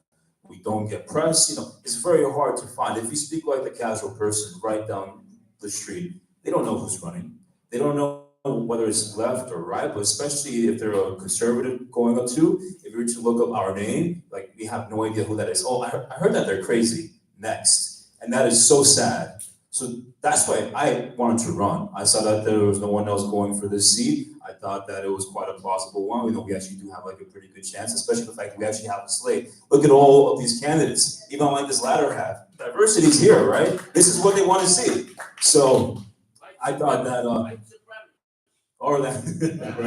so this is a part of the party that I can fill. This is a problem that I can solve here. I see that we have a problem when it comes to marketing our message out that then our ass day in, day out, every day, every week, especially online when it comes to people. I just graduated last year, so I'm only 24. I know I need a lot more life experience and like all of that shit. Very true, very true. And I'm learning a lot too. I made a lot of mistakes during like my first month already, but that's fine. As long as I'm out there speaking to people, interacting with a bunch of the other candidates here, a bunch of candidates that are not here too. I'm just working with everybody, So, but that's what we have to do. We have to be there. If they can see us, if they can hear us, if we can get somewhat of that balance and dialogue, that's the minimum that we need for our causes to be heard. And I can do that all day. I can speak to all the businesses, all of the families, because a lot of things that we are campaigning on, things that they've been complaining about for years on end. Talk about the prostitution. There's a prostitution. If you go all under like the Roosevelt Avenue, 61st, 69, even beyond that, under like the train station there, you see it. It's as clear as day. People have been complaining about it. Business owners have been complaining about it because children, families do not want to walk there. They see how it's a huge problem. Families do not want, they don't want their children. Business owners, people do not go visit their sites. The women who work there too, they might be confused by someone like the drunk man because they think that they're there asking for sex. It's absolutely terrible. I have heard it all. And I've read like the transcripts. I've been a part of those meetings. I've been a part of like the roundtables there, and they do nothing to address those very same problems. It's not just that, like the garbage dumping is absolutely terrible. The illegal vendors, you might spend tens and thousands of dollars opening up a business, blood, sweat, and tears just for someone to undercut your prices. And they're trying to come up with a concessions agreement to title them, not as an illegal vendor, but find a way to deal with them without giving them the right punishment for that. It's absolutely terrible. The crime is running rampant too. It's a lot of these things that whether you're left or right, you just need to have a little bit of responsibility, whether it be a homeowner, a business owner, a parent, even someone graduating from college like me. You understand how important these things are. And I felt like that really wasn't being discussed enough. And that's the least that I could do. I'm a mistakes here, now, prior, and going forward too. But the least that I could do is use the energy, the youth, and everything that I have. The team that I have, we have a campaign team of around 25 people. They're all young, everyone below the age of 25 too. There's nothing wrong with that, right? There's like nothing wrong no matter how old you are, but the stereotype that people have long put under the GOP is that you have to look a certain way, and they're like, Republican, I see the R next to their name, I'm not gonna vote. That has to change. That's the least that I could do. You know, there's a lot of Hispanics who just look at Juan here too, you know. I don't care about the identity thing. I never cared for it. But we gotta play their game, and we can play it just as hard. You know, there's a lot like so I come from an Ecuadorian household. And so at least most of my family was the Ecuadorian side or the Dominican side too. Around 30 of them. And they're saying they're all gonna vote right wing. But that shows just how much leverage we have. That shows how our message is really going out there. And it's up to all of us here. It's up to candidates to really go out there, speak to those people, and speak to them. Remember, when I market myself, if you have any of my flyers, I'm not the Republican candidate. I'm a candidate for state assembly because we have to win. We're running in New York City. So I'm doing everything possible. I'm out there day in, day out doing outreach, speaking to the business community. You feel look at me, it's probably going to be a bit hard one to beat because my opponent is one. He's the guy, right? He's the Filipino guy. But I don't care. Our message works. And it works no matter what side you're on, no matter what you look like, male, female, whatever, right? So that's what I could do. I'm in this for the long run. You know, this is an election year, so everybody goes out to vote. Right wing, left wing, and there's a lot more that are not registered either. But that means that it's always going to be harder for us up there. I mean, I'm not like even going to be honest. Every single one of us has an uphill battle. Whether it's a seat like mine, where they voted 45% for Zeldin, or it's a seat like his, where they also voted over 40% too. It's an uphill battle because there's a lot more of them than there are of us. But the least that we could do is be everywhere, because that's how we've gotten upsets here. And whether we win or lose this time around, and I actually do believe that all of us here actually have a chance to win. But whether we win or lose, 2026, 28, 2030 will look that much better for us. I always believe we should have somebody up, no matter how likely or unlikely that seat is. And I'm in here for the long run. I can take the bullets. I don't have children. I don't have, I have like obviously things to put at stake. I have to sacrifice my regular, my safe job for this too. So I've had city service prior to internships and jobs too. So I really try to get myself involved out there. So there's sacrifices I have to make. That's nowhere near the sacrifices that anybody here has to make. But I'm in this for the long run. So no matter what happens this year, I'm gonna make them terrified. Just online, we have almost 1,000 followers in just 2 weeks of us getting. I'll be introducing them right on this year. They're gonna know who I am. Who is that kid over there? You see his hair? Like, who is that? So I get pointed at constantly. I don't know if they hate me or not, but it works. I can't speak to everybody, but this is how we win. We gotta play their game. We gotta do the marketing just like them. I can get people places, and I want to work with every single candidate here. I've actually met many of them. I've seen all of them like plenty of times, right? But again, I'm working with candidates, all types of candidates. I'm a lot from doing that too, but that's how we win. No matter who you are, what seat you are running for, we need people out there. That's how we win. I can promise you, I will do everything in my power to make sure that we change the way things are run here. So yeah, that's about it. Thank you very much, everybody. Next, we have Bill Shanahan, who's running for civil court judge, Queens County, countywide. Hello, everyone. I'm so used to being in court. You always stand when you speak in court. It's almost like a reaction to stand, but I'm going to sit. There's not much difference between when I'm sitting or standing anyway. But I recognize many of you. It's a pleasure to be here again. And I've seen so many people here that have helped me in the past, helped me last year. And I didn't get a chance to say thank you last year. I wanted to say thank you for helping me last year. But what I represent on this platform is hope and optimism to everyone on this board here, especially Mr. King. I can say this: last year, I got 49% in a district that is, which is 7-3 or 8-2 Democrat. Now, what does that tell me? It tells me that we can win, that the tide is turning. We did fantastic in North Queens last year, and this year we're going to try to do fantastic in North Queens and South Queens. And you can see already it's changing. In South Queens, I get a lot of people that are telling me they're not voting Democrat this year. So it's so important to tell people to vote all the way down the aisle, down the column. You know, I said 2 years ago when Lee Zeldin ran, if people would have voted right down the column, I would have won. It would have been a huge win for me. But people stop. They vote for the person on the top, and you have to vote for every Republican from top to bottom. Start at the bottom. Or start at the bottom. Start with William David Shanahan. Those are the elected officials that actually impact your life the most. Think about it. And it really, you know, I see it every day. I'm in court every day. I see, you know, people with problems, landlord-tenant court, criminal cases. I see it all. And it's the little guy that's getting kicked around right now. It's the landlord who's trying to make a living. And you see that it's taking 2-3 years to get into landlord-tenant court. I mean, I go into court, criminal court all the time, and in Queens, I had a case the other day. You don't even have to discuss it with the DA. You walk in and they say, look on the calendar, and there's all the list of defendants that they're getting their cases dismissed. What kind of cases? Shoplifting, trespassing, drugs, misdemeanor assaults. Everything just gets dismissed. It's the quality of life crimes. And you know, people to complain about the bail laws, but let me tell you, people don't really understand what they did a few years ago when they reformed the bail laws. It wasn't just the bail laws, it was the discovery laws. That's what's killing everyone, because the bail is okay. The person gets out. That doesn't mean you can't prosecute that person. You can still prosecute them. But what is happening is the DA has to make a calculation. How do we best spend our resources?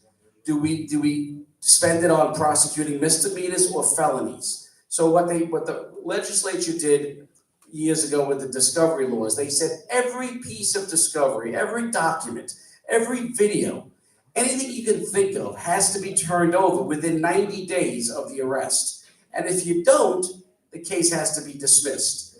So now they have half the office working to get paperwork from the police officers, videos, and God forbid you forget to turn something over. The Court of Appeals just ruled a couple of weeks ago that if they forget to turn over one piece of paper, it doesn't matter if they have good faith or not. The case has to be dismissed.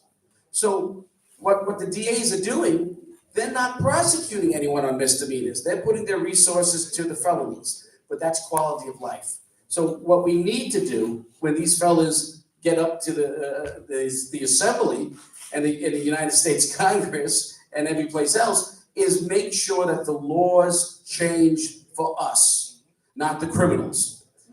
They emptied out Rikers Island, and it's ironic. They were so worried about people being imprisoned that we're imprisoned by our fears. We're afraid to be driving at night on the highways. We're afraid to be, God forbid, a fight breaks out. We're afraid to be good Samaritans. And so they have imprisoned us with our fears. So tide is turning, and I believe it is. Like I said, I got 49%. I needed 500 people to flip last year, and I would have been wearing a robe right now. So what we're trying again this year we're going to do it again. I tell you, I have right now there's 4 opponents. We're not sure who I'm running against. So we'll find out. Now, it'll be 2 Democrats against 1 Republican. So you get 2 votes, and it's important to vote just for me, not split your vote. Because even though you get 2 votes, you gotta make sure that you only vote for the Republican. All right. Thank you. Yes, sir. Hi. What is it you're running for? I am running for civil court judge. Now, the way it works is if you get elected to the civil court bench, they can either put you in civil court, which is landlord-tenant court, small claims, civil court, or criminal court. I was a prosecutor for 10 years. A majority of my experience is in the criminal field. So I would think more likely than not, I would be put on the criminal court bench. The woman I ran against last year, who won, had never been in a courtroom in her life. She never practiced law. She was found unqualified by the New York City Bar and the Queens County Bar, and she's sitting in landlord-tenant court now. We have one more candidate, Ruben Cruz, will be running our YouTube right now live. Hey everyone, my name is Ruben Cruz. I'm running for State Assembly, District 24 against Weprin. Yay! Weprin. But I'm here actually to apologize, because when you're not seeing what you're doing, just like you're voting, you need to make sure that you're reading the fine print. And apparently, I signed a petition against my good friend Tom Zmich without looking, because we're all in this together. So you just, hey, can you sign? Yeah, you're not looking at it. So, Tom, I apologize. Mi culpa, no entendido, no sé lo que pasó. But that's how we support each other. 2 years ago, we formed a little group called the Candidate Caucus. That was Daniel, Mr. King, Mr. Pagan, Mr. Zmich, and we tried to get the other king. We got two kings here today, and Sullivan involved. But the idea was that we supported each other. We went out in the field together. We interviewed each other. So there's YouTube videos of some pretty good videos. We took headshots together from our friend over here, who, because I'm nervous right now, I can't remember your name. Charlie. Starsky. Ay, caramba. Ay, caramba. Eso es lo que me pasa en mi mente, que se fue todo. But I think it's important that we own up to our mistakes and put it out publicly, because that's how we strengthen our friendships and our relationships with each other. So what can I do in the State Assembly? There's a lot of issues to talk about. But I know each and every one of you, when you get out of here tonight, you're going to work by a place that's going to upset you. What place is that? Right here, because I want to know which district you represent. So I'm upset because you didn't tell me. Absolutely. It's a State Assembly District 24, which is roughly from Richmond Hill. 24. State Assembly? That's correct. David Weprin. It's Dave, right? That is Dave. The ghost. Yeah, he's not around. And it goes up to, it goes far, like almost touching Nassau County. But something that we pass by every day that I know annoys all of us are these smoke shops. Now, Hochul and company announced that they're just about finished closing their budget, if they didn't already. And they've assigned whatever $0.1 billion to addressing the illegal shops. Here's the funny thing. Aren't they the ones that legalized it in the first place? That's the problem we have in our government right now, is they set up these licenses for CBD licenses and for the cannabis licenses. The CBD licenses allows them to open up these shops, not sell cannabis. First of all, why would you have two different licenses? It was just really done poorly, without planning. And let's face it, I've spoken to our local precinct, 2 precincts, and their hands are tied for the most part. Why do we need, I don't know, 1.2 million to deal with these illegal shops? Just give our precincts permission to close them down. We're saving money, let's just do it. So that's an issue that I have. And we all know that it's annoying, and we could do something about it really simply. And that's what I do. I look around and I say, hey, why are we doing that? And then let enough people know, and we vote on it, and get it done. So my focus is gonna be on making sure that those thousands of shops in our city already get closed down. That's it, thank you. Okay, before we get to the question and answers, I want to give you basically a preview of what's going to happen in November. Robert Skoreka is the poll site coordinator during the presidential elections there. We want to give you some feedback what's happened in the field. And I think it's going to reflect what's going to happen in November. Now, the presidential election was, of course, primary, was held in April 6th. And he just pass it down. So go ahead, Robert, you want to give us your view? I'm Robert Skoreka.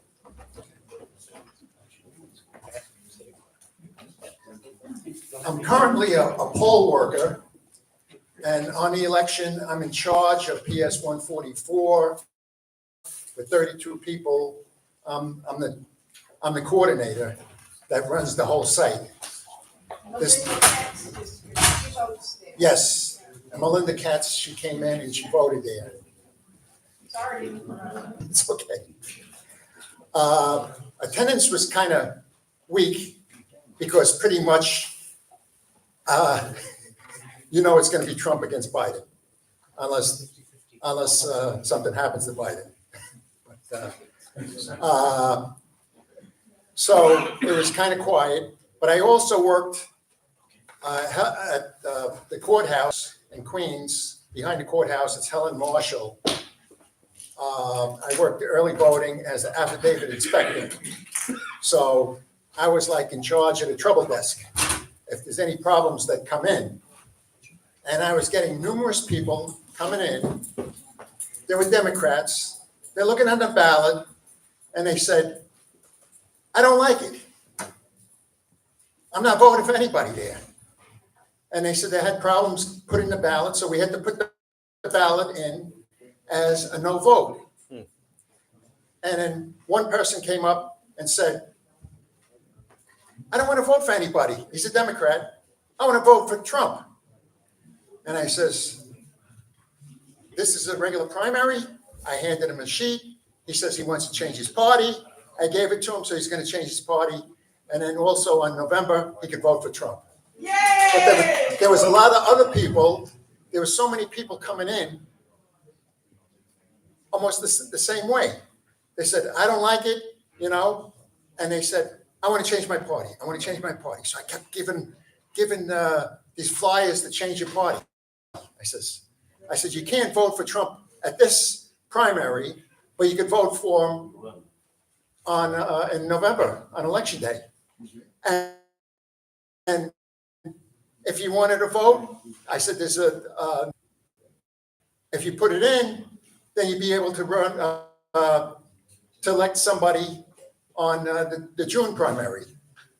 So it was it's very interesting with the people. I didn't get one person that wanted to go from Republican to Democrat. I didn't see anybody. But a lot of Democrats, even the people I worked with, I was talking to them. Okay, they registered Democrat. They don't like what Biden has to do. And a couple of them saying, I'm going to vote for Trump, even though they're Democrat. But it's just, the tide is changing and more people are coming to the Republican Party. So that's good. Thank you. Thank you very much, Robert. Okay, about 2 more minutes before 9:30, so let's ask a couple of questions for the candidates. Stan Norwalk. Judge, you said, okay, I think my voice trailed. Judge, you said that there was a woman who was assigned to handle planning court without any experience. Can you reveal her name? Because I'm going through that now. It was my opponent last year, Evelyn Gong. Evelyn Gong, and it was, matter of fact, we went to a meeting last year and someone asked her what experience she had in landlord-tenant court. And she said, I'm not running for landlord-tenant court, I'm running for civil court. And then someone else said, that is civil court. She didn't even know. And I'm getting reports that she's really not, she's learning on the job. Very nice woman, but shouldn't be a judge, I don't think. Any questions, any other questions? Candidates? OJT, right? Yeah. Taisha Any Beck. of you, met somebody who brought up the abortion issue?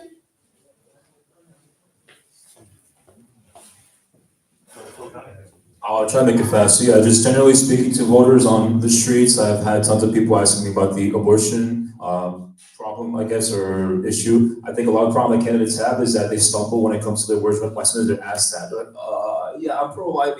Just say it straight up. You just say that you're pro-life, and then bring it to attack on the other issues, such as crime, such as the way that things are being run here. So yeah, that has been something that's been brought up, but it hasn't really been an issue. I think it's the way that you answer it. As long as you're very honest about it, say, yes, I'm pro-life. But I think the most important things that are facing the district here, especially since I'm running for a state office, is that there's a crime going on, there's a garbage dumping, there's a prostitution. Those things are far more important than what your stance is on that. That's why I advise a lot of the candidates. I see it happen day in and day out where they just stumble on that very same question, so. Very quick, I'll tell you 3 encounters I had with the issue of abortion. When I was collecting signatures, I approached one woman and we spoke a little bit, a Democrat. I didn't know she was a Democrat. Of course, I have Republican petitions. And I spoke about the issues regarding crime and safety. Then I went on the issues of the migrant crisis, and she agreed. And apparently, she couldn't rebut me. So she brought up, well, you Republicans want to take away our abortion rights. I said, well, what's more important? You want to have some safety in the city, right? Okay, and then it happened 2 other times where, and this one's really funny because I'm talking to 2 ladies sitting on the bench, right? And they're like 80 years old, all right? And I'm talking to them and, yeah, that's all right. No, it's nothing bad. It's nothing bad. So I'm talking to them. Apparently, I didn't know they were Democrats, and again, they said, "Oh, you Republicans, you're doing everything wrong." I said, and then I talked about the crime safety issue. I explained that my son is an NYPD sergeant. I can tell you all the horror stories, and I did tell them. They agreed with me, okay? And then I spoke about the migrant crisis. They agreed with me that it's horrible and awful. But then they said, "But you Republicans want to take away our abortion rights." She got very angry with me. And the other lady who was sitting there, she had a walker, and I swear I thought she was going to hit me with it because I said, so the point I'm making with that, and it happened to me a 3rd time. If you notice when last congressional race with Swazi and Philip, right? I received so many giant postcards in my mailbox. Mind you, I'm a registered Republican, yet I'm getting these things from Democrats. Giant postcards, back and front, colorful. And the only issue they were throwing out was the abortion issue. They ignored crime and safety, migrants, everything else was ignored. So apparently they will use and continue to use the issue of abortion to try to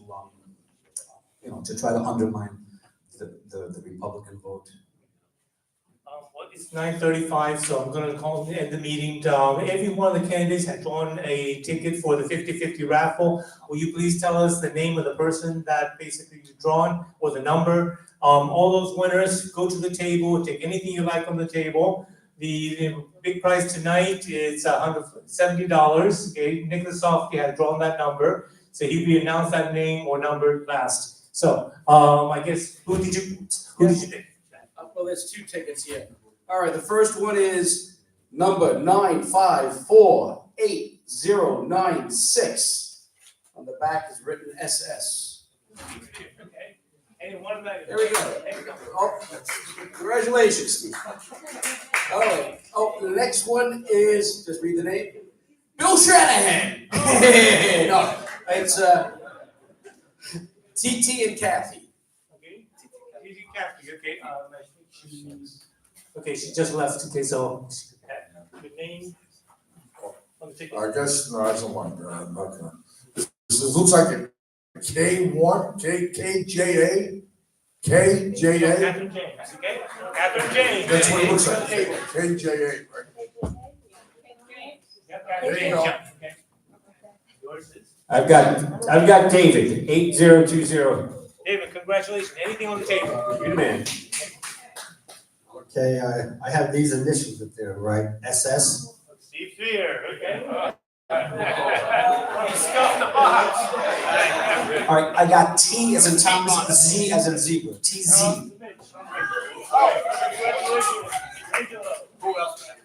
I have David 019. I think there's something going on. I got David 021.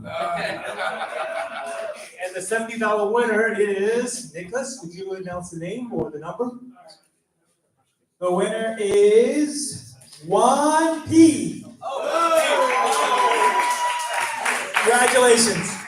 Thank you very much for coming. And to have a motion to adjourn the meeting. Isaiah Vega made a motion. Do I have a second? Okay. Second by Emily. All in favor, say aye. Thank you very much for coming. You're Republican and his opponent is Democrat. No, he's in the primary with another Republican. He's going to be in the primary with another Republican, and I didn't realize. So, folks, that was our first live broadcast on YouTube of the Central Queens Republican Club. A little bit of drama, a lot of excitement, and a lot of people hugging and kissing. So it's all great. Thanks for tuning in, and let's do this again next time. Thank you.